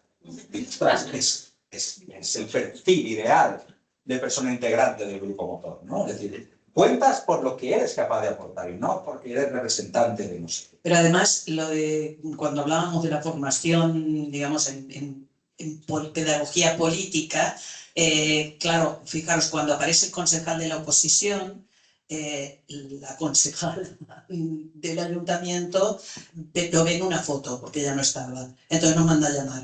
Y dice, ¿cómo que está el concejal de la oposición? Claro. Digo, mira, yo te voy a explicar. Esto para ti es ideal. Es lo mejor que puede pasar, que vengan todos los concejales de la oposición. Porque cuando tú tengas que gestionar el plan, no van a estar en tu contra, porque han estado trabajando con nosotros en todo el proceso diagnóstico, ¿no? Bueno, esto también es pedagogía, no solo con la ciudadanía, sino también con las autoridades políticas. No, porque se da la idea, con este grupo hemos estado trabajando durante 3 meses. Durante 3 meses reuniéndonos semanalmente con ellos, decidiendo cuáles son los ejes del proyecto. Ahora lo ilustraremos con el ejemplo. Si ha habido que montar encuentros ciudadanos, cuáles eran las temáticas que había que hacer, a qué población había que hacer, qué estrategias de comunicación había que montar, qué herramientas metodológicas. Nosotros fuimos con una propuesta metodológica del grupo motor, la segunda reunión que teníamos, yo tenía absolutamente claro cómo montar el proceso. ¿Vale? En Alicante era un proceso, había que hablar de salud mental, había que hablarlo por barrios, porque la gente estuviera no sé qué. Bueno, tardaron 5 minutos en decirme, no, esto no va así. ¿vale? Nos desmontamos todo el proceso, toda la propuesta metodológica y reinventar una metodología distinta. Bueno, a mí me pareció algo absolutamente maravilloso, ¿no? Lejos de enfadarnos, nos parecía algo maravilloso, ¿no? En definitiva, ese grupo es un grupo que va a acompañar el proceso a lo largo de todo el proyecto. Es un grupo con una implicación interesante. De hecho, no sé si vale la pena dedicar 2 minutos a lo que escribió el grupo motor de campaña. ¿Vale? Sí. Porque en el grupo motor nos vamos a dar luego un documento que tiene Clarisa, ¿vale? Probablemente no tengamos copias para todos, pero si no, ya os enviaré, ¿no? ¿Vale? Un documento los resultados de este proceso que os hemos dicho de estrategia de integración, no, de estrategia de necesidades, estrategia municipal con el pueblo gitano, ¿no? Y el grupo motor pidió en el documento de resultados que le dejáramos un huequito para escribir unas notas dirigidas a la ciudadanía respecto a cómo se habían visto como grupo motor en un proceso de este tipo, ¿no? Que, ya digo, no estaba previsto, pero permitimos que pongamos voz al grupo motor en este caso. ¿Conocéis esa sensación de estar aprendiendo a montar en bicicleta, que vas fijándote en todos los amigos? ¿Qué trucos hacen para mantener el equilibrio? ¿Que le pides a tu padre que te sujeten la bici y que te lleven ellos para no caerte? ¿Dejas de pedalear o pedaleas hacia atrás, sin que eso haga nada? Solo te mueves porque tu referente te empuja. Y finalmente, un día, te relajas y descubres que el equilibrio eres tú. Que el truco lo tienes en tu interior y comienzas a pedalear y a hacer un camino en el que tú decides el destino. Eso es el grupo motor. Cuando desde el Ayuntamiento de Campello se nos comunicó que se iba a realizar el Plan Estratégico del Pueblo Gitano a través de la Universidad de Alicante, del Grupo de Investigación sobre Atención Integral y Centrada en la Persona, la cabeza comenzó a dar vueltas. Grandes cabezas decidiendo qué necesita el pueblo gitano. Una vez más, los payos, desde su posición más acomodada, contándonos lo bonito que es el mundo payo, y cómo tenemos que esconder en lo más profundo de nuestro recuerdo quiénes somos. Y de repente aparece un email convocando a todas las asociaciones del municipio y a todas las personas interesadas en construir este plan estratégico. ¿De qué va esto? ¿Construir un grupo motor que facilite a la comunidad gitana la voz para ser escuchadas? ¿Esto es real? ¿De verdad el plan estratégico va a salir de las entrañas de los que lo viven? En la primera reunión que se hizo, estábamos presentes aquellos que de verdad apostamos por esta idea, porque la voz del pueblo gitano sea gitana. Pero además, no todos pertenecemos a la comunidad gitana. Simplemente pensamos que la comunidad gitana pertenece a nuestra historia como pueblo. Un grupo motor que ha ido creciendo y dándole forma a la que ahora podemos llamarnos equipo, con nombres y apellidos, y donde de diferente forma el duende gitano ha quedado grabado. Seguramente la línea de las relaciones entre todas las que lo formamos ahora serían dobles, remarcadas y sobre todo recíprocas. Esto luego lo tenemos que explicar. Pero más importante todavía, sin obligarnos a perder lo que somos como pueblo y sobre todo haciendo nuestra esa voz. En cada taller no solo escuchamos, sino abrimos en canal nuestras entrañas, nuestras emociones, nuestro cerebro, pero además apoyamos las denuncias sociales que se hacían desde nuestra parcelita que cada uno, como expertos de la nuestra, podíamos hacer. Nunca antes se había visto que un AMPA pidiera explicaciones directas a un directivo del colegio por el sentimiento de racismo que estaban viviendo las familias. Un encuentro de asociaciones municipales donde se hayan acordado invitar a las asociaciones gitanas. Partidos políticos donde se hayan preocupado de darle voz al pueblo gitano. Una preocupación ciudadana por lo que está pasando en nuestra ciudadanía. Como sociedad hemos crecido con la democracia y la queja fácil, pero sin opción a dar la solución. Se nos ha inculcado que dar la solución a un problema es algo de los que tienen el poder. Pero se les olvidó que todos tenemos ese poder. Y al igual que los vecinos saben lo que quieren, nosotros también. Si algo ha enseñado esta forma de trabajar en el plan estratégico es que el empoderamiento nace de ¿Has podido dentro. ver lo de la escuela de primavera? No, no lo he visto. Es que Por estoy en un favor, los curso. que estáis online, Ah, ¿podéis apagar los micrófonos? Desde luego, me cortaron. A ver, y al igual que los vecinos saben lo que quieren, nosotros también. Si algo ha enseñado esta forma de trabajar el plan estratégico es el que el empoderamiento nace de dentro y facilitar que salgan las ideas, las soluciones, hace que se crean en ellas y por tanto se crean estrategias firmes y con fundamentos. La verdad, no sabemos hasta dónde el plan estratégico del pueblo gitano, del Campello, tendrá repercusión en la administración pública y en el mundo político, porque nos ha faltado verlos más. Una implicación no solo en el área de bienestar, sino a nivel del ayuntamiento, ya que el pueblo gitano está presente en todos los ámbitos y no solo en servicios sociales. Pero si algo sí que sabemos es que ha calado en las relaciones personales, en la participación ciudadana y eso mueve el mundo. Yo que me emociono porque cada cara de lo que estuve en este proceso y fue fantástico realmente. Aprendimos nosotros muchísimo. En realidad, el elemento distintivo en el ADN de procesos de este tipo es precisamente esta fase, ¿vale? La fase en la que se negocia de manera participada todos los elementos. Eso además provoca que las redes que comienzan a implicarse lo hacen de una forma mucho más decidida. No se les ofrece un producto acabado al cual se le pide que se sumen, sino que se les ofrece la oportunidad de una forma acompañada, ir pensando cómo tiene que ser el propio proyecto. De hecho, incluso es una oportunidad de transferencia de conocimiento y de transferencia de tecnología. Forma parte de la dinámica que hemos ido trabajando con los grupos motores, el que les hemos formado para que a la hora de hacer encuentros ciudadanos para debatir sobre las problemáticas del proyecto no estuvieran coordinados por nosotros, sino que estuvieran coordinados por los propios miembros del equipo motor, del grupo motor, ¿no? Y eso es un elemento súper importante porque no ven a alguien externo a la comunidad dinamizando los procesos, sino a alguien que pertenece a la propia comunidad, ¿vale? ¿De acuerdo?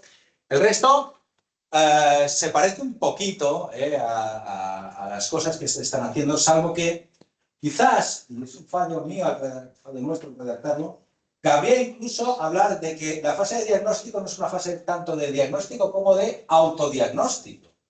Y no es alguien de fuera que viene a diagnosticar cuáles son los problemas de la comunidad, sino que es la propia comunidad la que se pone a trabajar autoanalizando, aunque estas son palabras muy grandes, ¿vale? Autoanalizando cuáles son los elementos, los dolores que tiene la comunidad.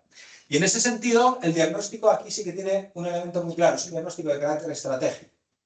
Eso quiere decir que es un diagnóstico que no busca solamente ser descriptivo, no busca solamente ser capaz de explicar y comprender cuáles son los problemas vinculados a una problemática, sino que tiene que estar encadenado a la construcción colectiva de propuestas de acción que integren luego la programación.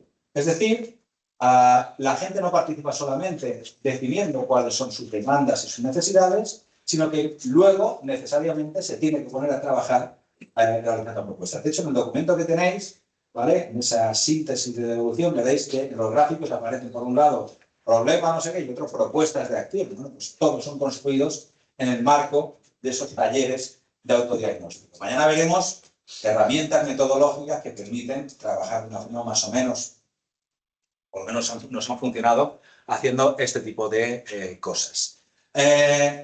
Elemento también importante que tienen este tipo de arquitecturas es que entre fase y fase conviene siempre que haya una acción que tiene que ver con la devolución de información.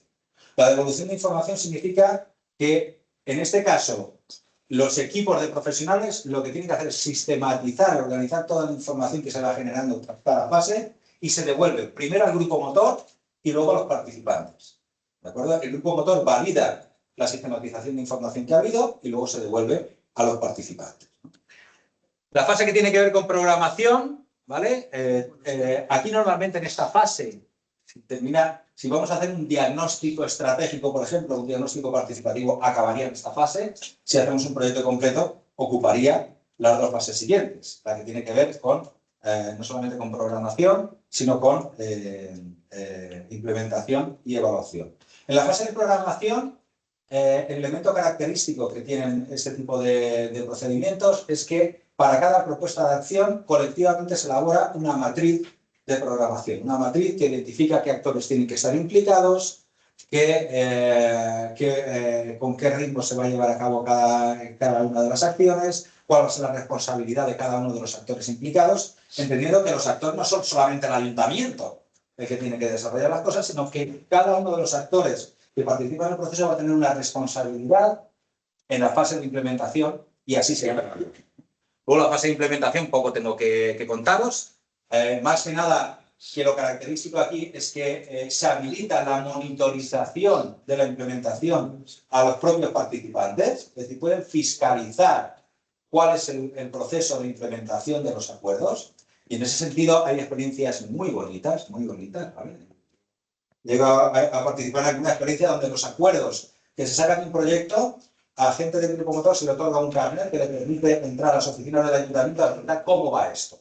¿Cómo va la propuesta que se aprobó de renovación de no sé qué? ¿O cómo va esa propuesta que se aprobó de hacer cursos de no sé cuánto? ¿En qué fase está esto?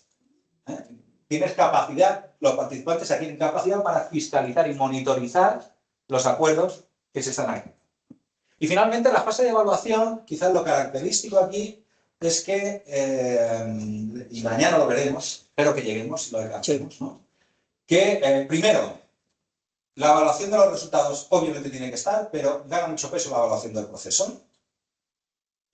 Y segundo, hay un tipo de evaluación muy ligada a este tipo de propuestas metodológicas y que tiene que ver con la evaluación de cómo la ciudadanía se ha empoderado a lo largo del proceso. Es decir, cómo ha aumentado su autodeterminación y el control sobre las problemáticas que son objetos del proceso. Eso se llama, son corrientes que se están llevando a cabo, que se llaman, no tiene una traducción clara al español, pero podría ser evaluación del empoderamiento, Empowerment Evaluation, ¿vale? Y que lo que mide básicamente es hasta qué punto la población es capaz ahora de controlar mejor las problemáticas sobre las que se enfrentaba inicialmente. Con lo cual, no solamente se evalúan con indicadores de resultado de las acciones, sino con indicadores también de autodeterminación de la propia población. Y eso es súper enriquecedor, súper importante, porque ahí es donde la gente toma conciencia de cómo el proceso transforma también a las personas. El proyecto transforma a las personas dotándoles de capacidades de control que antes carecían.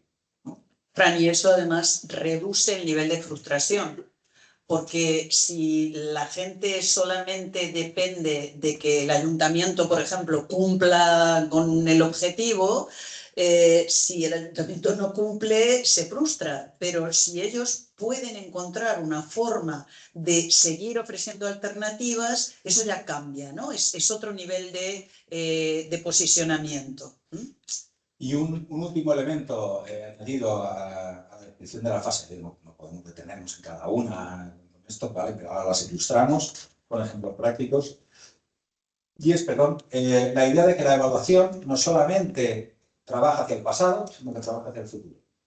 Es decir, decía al principio, los procesos de innovación participativa no son lineales, es una forma de espiral. Y la evaluación es el punto donde se inicia una nueva espiral.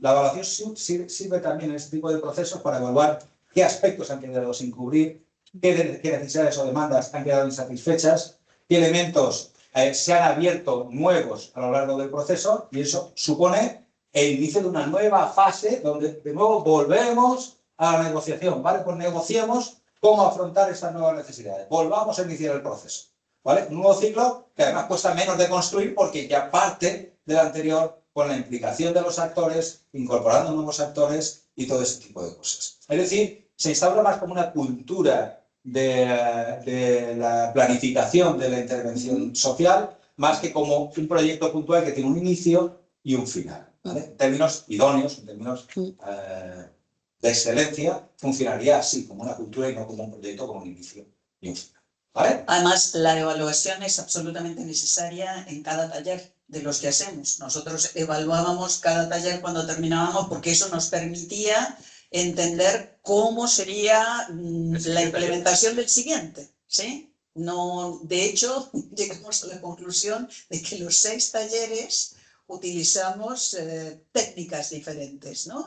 Porque empezamos con una idea muy concreta de lo que íbamos a hacer, pero según iba siendo la población íbamos teniendo que adaptarlo a nuevas ideas, ¿no? Te dejo a ti. Vale, entonces vamos a ver unos ejemplos de cómo se lleva ese diagnóstico participativo. Este es uno de los diagnósticos que llevamos a cabo con población gitana. Entonces, veis que tenéis la cronología. Lo primero fue la concertación de los objetivos del diagnóstico. Y ahí nos reunimos, bueno, en primer lugar nos reunimos con el ayuntamiento, que fue quien nos pedía la contratación. Pero a partir de reunirnos con ellos, nos reunimos con todos los colectivos y asociaciones que estaban interesados en lo que era la realidad de la situación del pueblo gitano. Hemos hecho varias de pueblo gitano en varios ayuntamientos.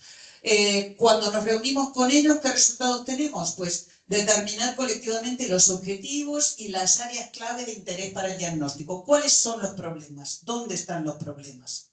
Entonces, esta es una cuestión que implica la formación del grupo motor.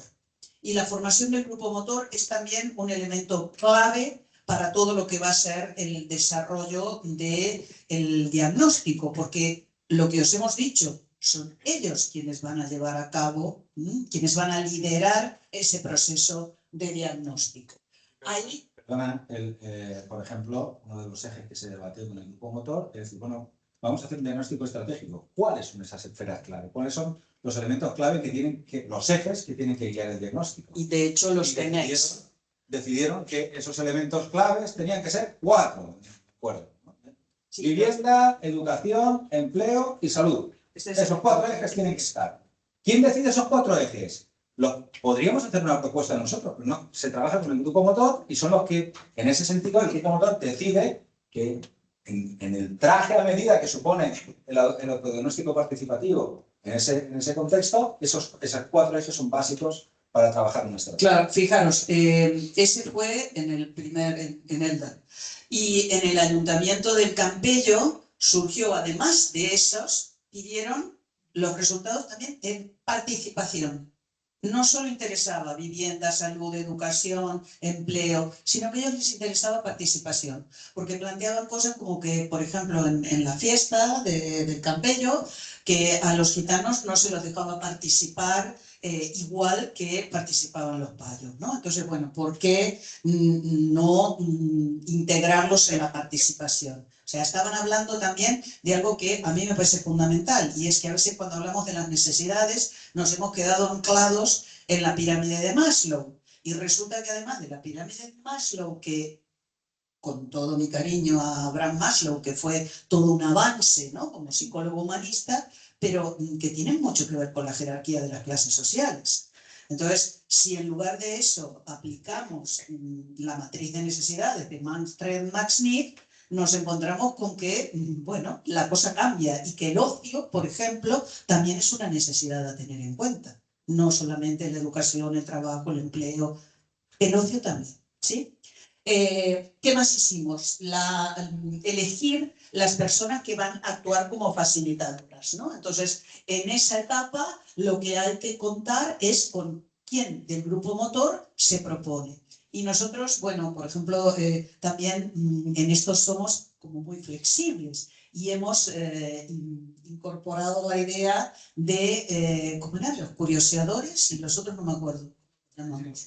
Los curiosadores eran uno, pero los otros eran los que querían ser facilitadores. Estaban los facilitadores y los curioseadores. Porque, ¿qué hicimos con esto? Evitar que al curso de capacitación solo vinieran los que seguro iban a querer ser facilitadores, sino que lo ampliamos y dijimos, oye, como uno para elegir necesita conocer y saber. Entonces, venid primero al curso, haced la formación y luego elegís si queréis ser facilitadores o queréis ser curioseadores, nada más, ¿sí? En esa formación básicamente lo que se hacía era simular un encuentro ciudadano con las metodologías, con las herramientas metodológicas, con toda la secuenciación de acciones que tenía que incluir y el papel que tenía que cumplir los facilitadores conduciendo todo eso, ¿no? Dicho esto, los facilitadores no estaban solos, ni mucho menos, no desembarcaban solos en los encuentros, tenían la asistencia de todo el equipo, etcétera, etcétera, ¿no? Pero sí que nos pareció muy enriquecedor la idea de, como decía antes, de que fuera gente de la propia comunidad la que se ofreciera, y además voluntaria y gratuitamente, todo esto hay que decirlo, ¿vale? Voluntaria y gratuitamente para coordinar este tipo de cosas. Sí, esto lo que decía, ¿os acordáis al principio cuando hablábamos de los aportes teóricos? Loli Hernández, una de las cosas que plantea es justamente esta, ¿no? La transferencia, la capacitación, la pedagogía ciudadana que hay que hacer para que la gente siga su camino sola. La formación de las personas facilitadoras, bueno, en este caso hicimos sesiones formativas, 3 sesiones de 3 horas, esto va variando, según los grupos motores, según la disponibilidad, según el tiempo que tenemos. Será la formación para que los facilitadores sepan cómo coordinar esos talleres, cómo aplicar las técnicas y la programación de talleres. Hemos trabajado con todo tipo de personas. En el taller de Pueblo Gitano, por ejemplo, trabajamos desde un pastor evangélico, sabéis que en el Pueblo Gitano tiene mucho peso, desde un pastor evangélico con el cual teníamos nosotros que aprender muchas cosas. Hubo un día que dijo, bueno, yo quiero saber si vamos a hablar de género, esto de la igualdad, y yo lo miré a Fran y le dije, sigue tú porque lo mato. Porque a mí me costaba mucho llevar ese tema, ¿no? Pero bueno, lo llevamos muy bien y se avanzó perfectamente, pero también hemos trabajado con la cajera de Mercadona, hemos trabajado con trabajadores sociales, con psicólogos del ayuntamiento, es decir, ha participado muchísima gente en estos talleres de formación. Luego ya empezamos con los talleres participativos de diagnóstico y ahí lo que hacemos es la utilización de las técnicas que vamos a ver mañana, las distintas técnicas de DAFO, árboles de problemas y soluciones, flujograma, línea de tiempo. En este particularmente me pareció fantástico que en la línea de tiempo que hicimos había gente del grupo motor que eran payos y gente gitana. Y muchísima gente en el Campello, estoy pensando, que había migrado de Andalucía. Entonces empiezan a ver que había una coincidencia. Ah, pero tu padre es de ese pueblo. Ah, pero si mi familia también es de ese pueblo. Y entonces de pronto dice, pero ¿y por qué vino tu familia? Y mira, mi familia venía buscándose la vida porque, vamos, no teníamos otra salida. Dice, ah, bueno, fijaros, payos y gitanos emigramos porque teníamos una situación económica que queríamos mejorar. Y eso, que parece una cosa tan simple y tan sencilla, empezó a generar esto que os he leído, esos lazos interpersonales, porque resulta que todos venían de Granada, pero no se habían enterado que tanto payos como gitanos que venían de Granada compartían esa situación, ¿no? Entonces, como técnica sirve mucho para eso. Y ahí es donde estamos en lo que decimos siempre de la inteligencia colectiva. Ahí es cuando se construye información. Información sobre la historia, sobre el proceso, donde se hace ese diagnóstico. No es una construcción que estamos haciendo los técnicos diciendo, bueno, aquí lo que pasó fue que vino una corriente migratoria. Es la propia gente la que se está además apoderando de su historia, ¿no? Y nos iban contando, ¿no? Y después vino la época de la droga, y cuando vino la época de la droga, claro, pero menos mal que vino el pastor tal, que trabajó con los chavales, y van reconstruyendo toda esa historia. Eso también es una cuestión de empoderamiento ciudadano, que es muy importante a tener en cuenta. Y también sirve para la evaluación, porque sirve para ver qué cosas se han hecho y qué cosas se tienen que hacer, ¿sí? La doble fase.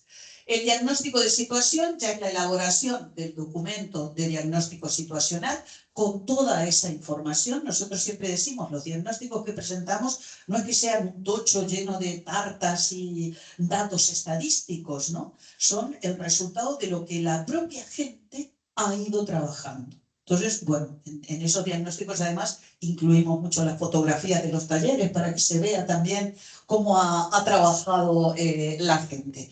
Se organiza la información procedente de ese diagnóstico situacional y además se hace una difusión y una devolución a la población. Es fundamental en este proceso. Mañana veremos el concepto de investigación extractiva y de investigación participativa para que veáis esa diferencia. Es fundamental que la gente se entere de lo que ella misma ha producido.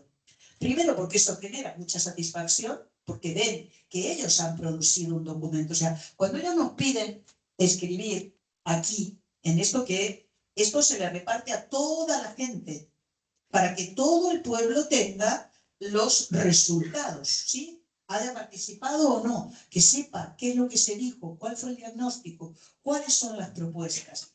Eso genera un orgullo, ¿no? Como que, bueno, oye, yo he trabajado en la producción de esta información. No fueron 4 iluminados, fuimos nosotros.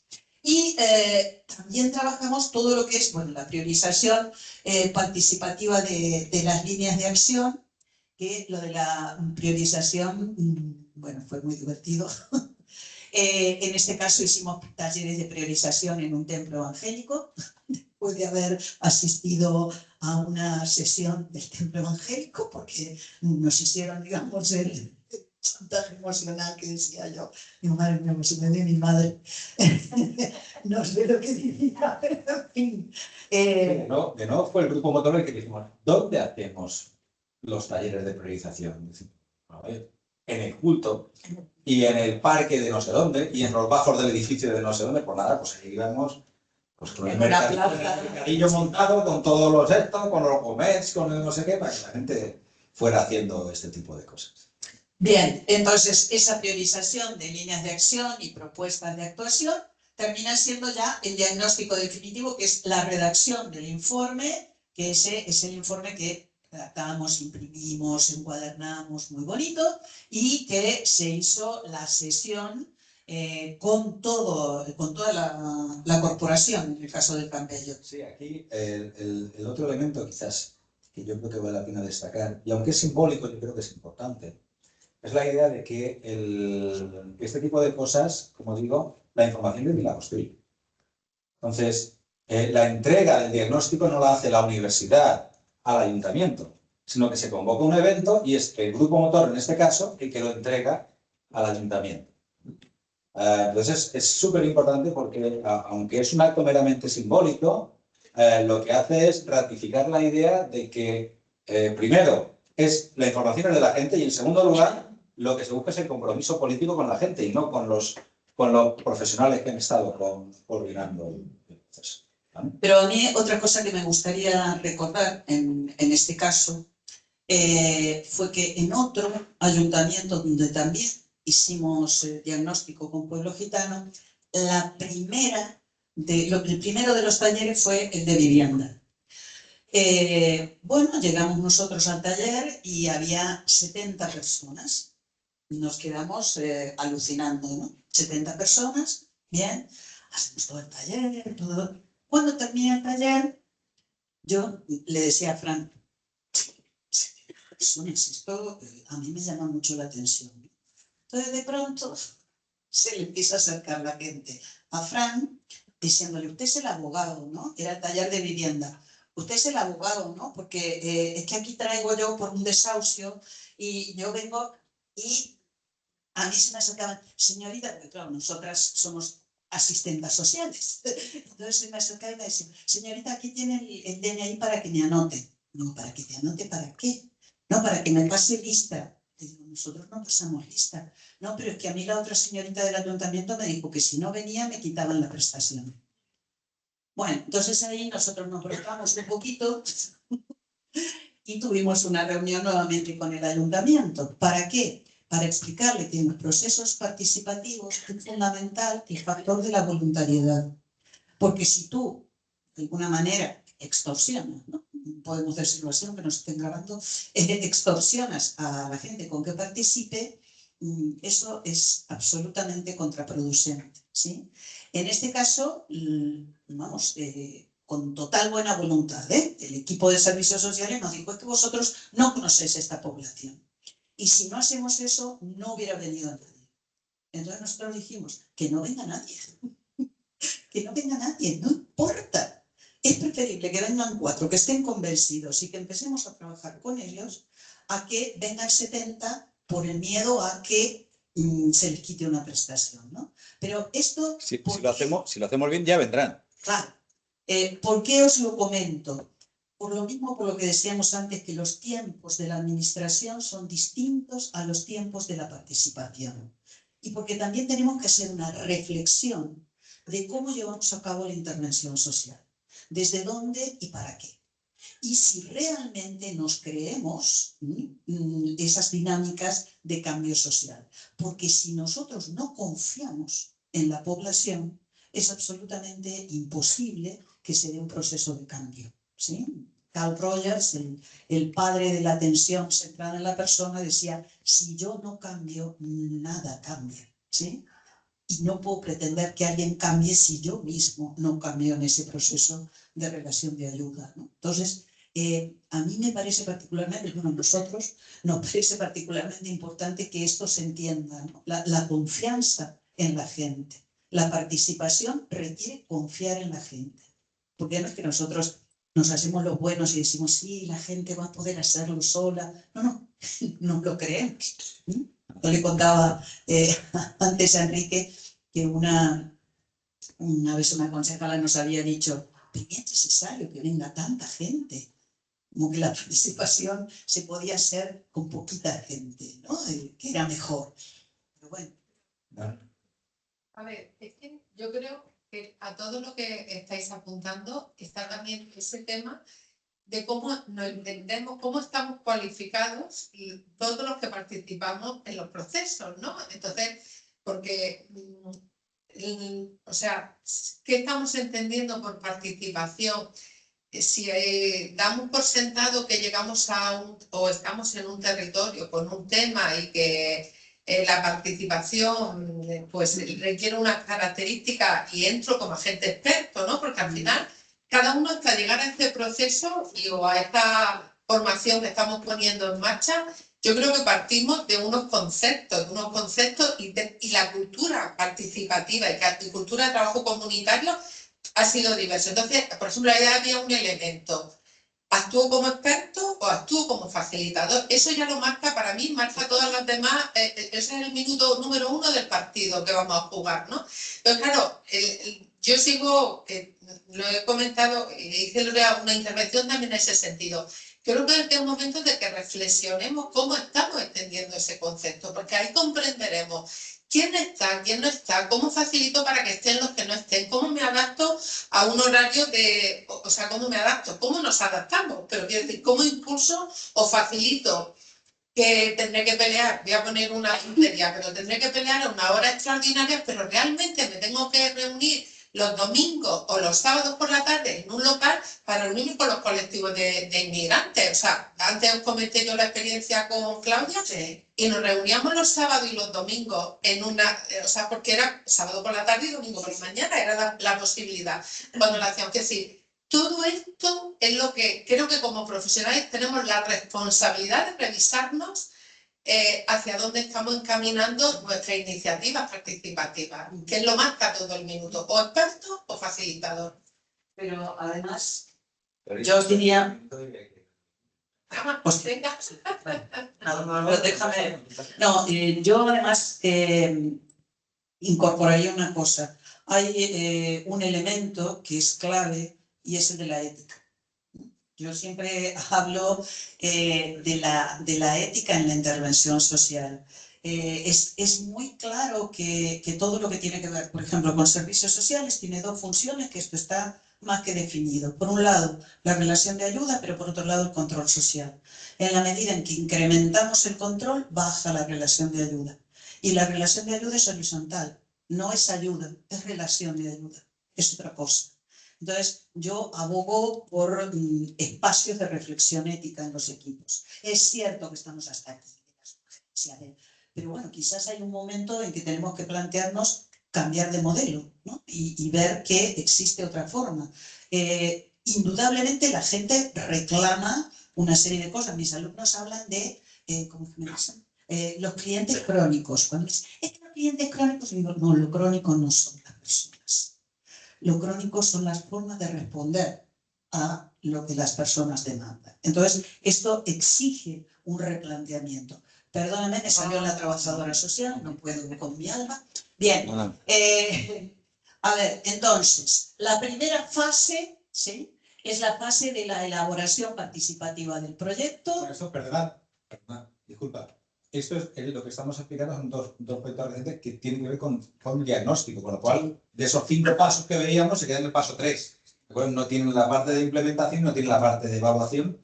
En cualquier caso, en este caso no ha llegado a la aquí, ¿vale? La primera fase de elaboración, creación del grupo motor, definición participativa de los ejes estratégicos del diagnóstico y validación de la propuesta. Y aquí lo que sale del grupo motor, el grupo motor elige 6 líneas para los talleres. Uno de infancia y adolescencia, otro de personas con adicciones, otro de personas en situación de vulnerabilidad social, personas en situación de soledad no deseada, personas extranjeras y personas mayores. Estos eran los 5 talleres que los eligieron ellos. Nosotros, además, hubiéramos pensado otra cosa, otra distribución. Es más, decíamos, ¿por qué soledad no deseada? Pero fue lo que eligieron ellos. En este caso, como digo, los debates fueron intensos porque, yo digo, la idea nuestra inicial es que en una ciudad como Alicante, con 30.000 habitantes dispersa, pues a lo mejor una lógica territorial podría tener sentido, ¿no? Pero enseguida empiezan a darle la vuelta y dicen, no, un plan de salud mental lo que tiene es que priorizar cuáles son las poblaciones más sensibles a problemáticas de salud mental, y esos son los ejes. Los ejes tienen que ir por poblaciones y no por territorios, no por temáticas, porque lo que tenemos es que priorizar cuáles son los perfiles en mayor situación de riesgo en materia de salud mental. Y el propio grupo motor resonó eso, sí, porque, claro, nos decían, vale, si hacemos por territorio, por barrios, se van a repetir cosas y no va a tener ningún sentido. Tiene mucho más sentido que lo trabajemos desde esta dinámica. Luego lo que sí que decidieron es, bueno, y dentro de cada encuentro, ¿de qué vamos a hablar? ¿Vamos a hablar sobre salud mental en general? ¿Qué vamos a hablar dentro de cada encuentro? No. Puesto que hay que sacar propuestas y hay que debatir problemáticas, vamos a establecer ejes de debate, cosas que haya que debatir dentro de los encuentros. Entonces, decidieron los 5 ejes temáticos dentro de cada encuentro. Uno sobre derechos sociales y salud mental, sensibilización y salud mental, cada uno ligado al perfil de población sobre el que se celebra el encuentro. ¿Vale? Derechos sociales, sensibilización, concienciación, inclusión, acceso a protección social. Aquí hay un gazapo, sí. No es derechos sociales, sino que es apoyo comunitario. La propia gente dijo, queremos que se trabaje un eje de apoyo comunitario. ¿Cómo se apoya a la persona que tiene problemas de sufrimiento psíquico dentro de la comunidad? No hablando solamente de recursos, de psiquiatras, de psicólogos. ¿Cuál es el apoyo comunitario? ¿Cuáles son las redes de apoyo comunitario? ¿Sí? ¿Vale? A partir de ahí dijimos, bueno, y ahora entonces, ¿qué técnicas utilizamos para todo esto? Y lo que hicimos fue presentarles un abanico de posibilidades metodológicas. ¿Vale? Es decir, bueno, tenemos estas 10 técnicas que creemos que pueden funcionar. ¿Qué podemos hacer? Entonces eligieron las que pensaban que eran más pertinentes, se armaron los encuentros ciudadanos a partir de un World Café, de un árbol de problemas y soluciones, de no sé qué, de votaciones ponderadas, de no sé cuánto, pero fue algo que nuestra labor en ese sentido era proporcionar opciones y luego sistematizar y organizar las decisiones que el grupo motor toma. Volvemos a lo mismo. Yo no soy el que decide, no soy el experto, yo simplemente soy un facilitador. Yo simplemente lo que hago es acompañar y articular metodológicamente el proceso. Esa es la clave.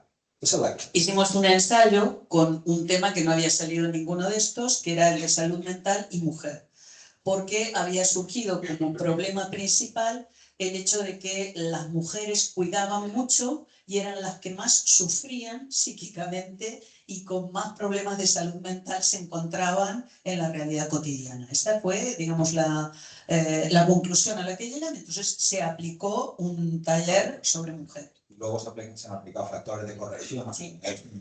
Una Pero los factores de corrección sí que es importante. Los factores de corrección fueron género y territorio. Es decir, tener en cuenta cuáles de estos problemas tienen más arraigo en un determinado territorio o cuáles de estos problemas influyen más según el género al que tú pertenezcas. En definitiva, acabamos de terminar ahora los encuentros ciudadanos. Ahora se han celebrado 6 encuentros. A lo largo de los meses de marzo y abril han participado unas 400 personas. Estamos muy contentos, estamos absolutamente agotados, ¿vale? Porque ha sido todo montar un circo ambulante, además cada vez en un centro social distinto. Y además, hemos estado combinando la utilización de elementos presenciales con elementos digitales. Hemos estado en cada mesa con ordenadores, coordinando una centralita de la locura que ni os cuento. El circo de los... Bueno, por cierto, podréis pensar, esto vale mucha pasta. ¿Vale? Pues no, en la precariedad más absoluta. Esto se ha montado, se ha llevado a cabo en la precariedad más absoluta. Pero la más absoluta. La más absoluta, apunto, bueno, mi coche parecía una furgoneta de circo. Hemos llevado la impresora, por ejemplo, de mi despacho, la llevábamos todos los viernes a los distintos centros, porque repartíamos, cuando iban saliendo las propuestas, las repartíamos para que la gente las tuviera, las traducíamos en el caso de... Bueno. O sea, ¿para qué contaros que al principio hacemos los cálculos de cuánto íbamos a ingresar y ahora ya los cálculos están en cuánto nos va a costar el proceso? Así son los cálculos que hemos hecho. Bien, y ahora se abre, ya digo, la fase final. Han salido unas 70 y tantas propuestas, 78 propuestas. 78 propuestas. Pero es que de cada encuentro sobre cada población se partía de 50 propuestas. Hacían 50 propuestas que luego priorizaban dentro de los propios encuentros y han quedado 13 de cada encuentro que ahora van a ser sometidas a votación de toda la ciudadanía en Alicante. Para eso se va a hacer, como hemos comentado, a través de una plataforma. En este caso vamos a utilizar una plataforma que se llama CityThink. Mañana la idea es que, si nos da tiempo, presentemos algunas plataformas que se utilizan frecuentemente para este tipo de cosas. Esta es de pago, pero hay otras que son de software. Software que necesita es alguien que sepa de informática para desarrollarla. Vamos, veremos plataformas como Fonsul o como Decibel y todo este tipo, que son plataformas que se utilizan, ¿no? Pero es lo esencial. En este caso, incluso el grupo motor decidió cómo tenía que identificarse la gente para poder votar. ¿Quién podía votar? ¿Puede votar solo los que están empadronados en Alicante? ¿Puede votar gente que trabaja en Alicante pero que no esté empadronado? ¿Puede votar gente? ¿Cómo lo hacen? ¿Y qué tienes que hacer para validar? Pues mira, pues hay que hacer con el DNI. ¿Cómo vamos a votar? ¿Se va a votar solo una propuesta? ¿Podrán elegir números? Eso, de nuevo, nosotros presentamos distintas opciones y el grupo motor lo que hacía era decir, cierto que los debates no parten de cero absoluto. Es decir, no se trata de decir, ¿y cómo queréis que hagamos las votaciones? Y entonces la gente se pone a pensar no, mira, aquí se nos han ocurrido 5 o 6 posibilidades que pueden funcionar y generalmente no cogían ninguna de las 5 o 6, sino que hacían combinaciones de varias para acabar haciendo. Pero básicamente eso, queríamos deciros repetiros que la arquitectura es muy parecida. Son dos temáticas totalmente diferentes, por ejemplo, salud mental y inclusión de pueblos gitanos, dos temas totalmente diferentes, pero la arquitectura es muy parecida entre todos. Mañana, ¿qué es lo que vamos a intentar? Mañana vamos a intentar, sobre todo, en ese cuadrado, que en teoría no tendría que ser negro, tendría que verse otra cosa, pero es igual, ¿vale? En qué posibilidades metodológicas hay dentro de la fase de diagnóstico y qué posibilidades metodológicas hay en otro cuadro negro, en la fase de priorización, qué herramientas metodológicas, qué abanicos, ¿no? Vamos a intentar crear una especie de toolbox de distintas opciones metodológicas que se podrían trabajar para, como digo, llenar de mobiliario el edificio que supone un proceso. Estamos en tiempo, 5 minutos. ¿Hay algún comentario, alguna propuesta? ¿Nos gustaría algún feedback de vuestra parte?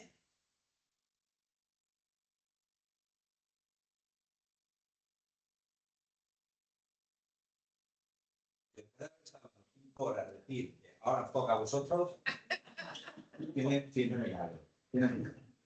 No, me permito cerrar simplemente con una cosa. No llevo un micrófono. Me permito cerrar con una cosa, simplemente, ¿no? Si tuviera que decir de todo lo que hemos estado hablando esta mañana, cuál es el principal factor de éxito, si tuviera que resumirlo en uno, ¿Qué hace que esto funcione? No sería nada de lo que hemos hablado. Sería una cosa que es tan difícil de construir como fácil de percibir y que la gente enseguida ve. Si la gente percibe honradez, la gente admite errores, admite fallos, limitaciones en el proceso, entiende lo que funciona y lo que no funciona y tolera la frustración e incluso desarrolla espíritu colaborativo. Pero es algo tan subjetivo y tan civilino como que la gente entienda que tú estás haciendo un esfuerzo en paz. Y entonces la gente dice, estos están haciendo sus deberes y lo están haciendo de forma honrada. Vamos a hacerlo de forma honrada. Luego ya vemos a dónde llegamos, no sabemos a dónde llegamos, ¿no? Pero es algo tan complicado como eso. Así que, como somos gente honrada todos, explotémoslo, ¿no? Es nuestra principal arma, así que pongámoslas en juego para estas cosas. Y yo creo que a pesar de todos los pesares, que es lo que decimos siempre, porque son varios procesos participativos que llevamos, este es particularmente intenso, muy intenso. Además, sabéis que el tema de salud mental en este momento es un tema muy candente, pero a pesar de todos los pesares, os aseguro que compensa. O sea, cuando se habla tanto del burnout y del síndrome del quemado en los trabajos, cuando tú encuentras algo que realmente te apasiona y que te alimenta, porque sinceramente nosotros salíamos los viernes, salíamos en un estado lamentable, pero estábamos felices. Y no es flower power, es la constatación de que algo en lo que tú crees intelectualmente también tiene, vamos, un correlato en la aplicación práctica y que se pueden hacer las cosas de otra manera, ¿no? Yo se lo digo siempre cuando mis alumnos me dicen a veces, no, es que la intervención social es que digo, es lo más hermoso que hay, realmente, ¿no? Yo creo en eso. ¿Os cansamos mucho? ¿Llevamos un ritmo muy... ¿No? ¿No? ¿Seguro? ¿Bien? Pues mañana más. A las 9 tratamos de estar todos aquí, así empezamos porque tenemos menos tiempo, ¿sí? Y son las técnicas que, bueno, habiendo logrado el acuerdo de la parte teórica, mañana vamos a la puesta en práctica. Una sola pregunta antes de terminar, por favor, una sola pregunta que nos es importante, ¿vale? ¿Alguna recomendación de bar para cenar esta noche aquí en Cartagena? ¿A centro? Perfecto, muy bien. Y a un plato, Ah, sí. ¿En la calle?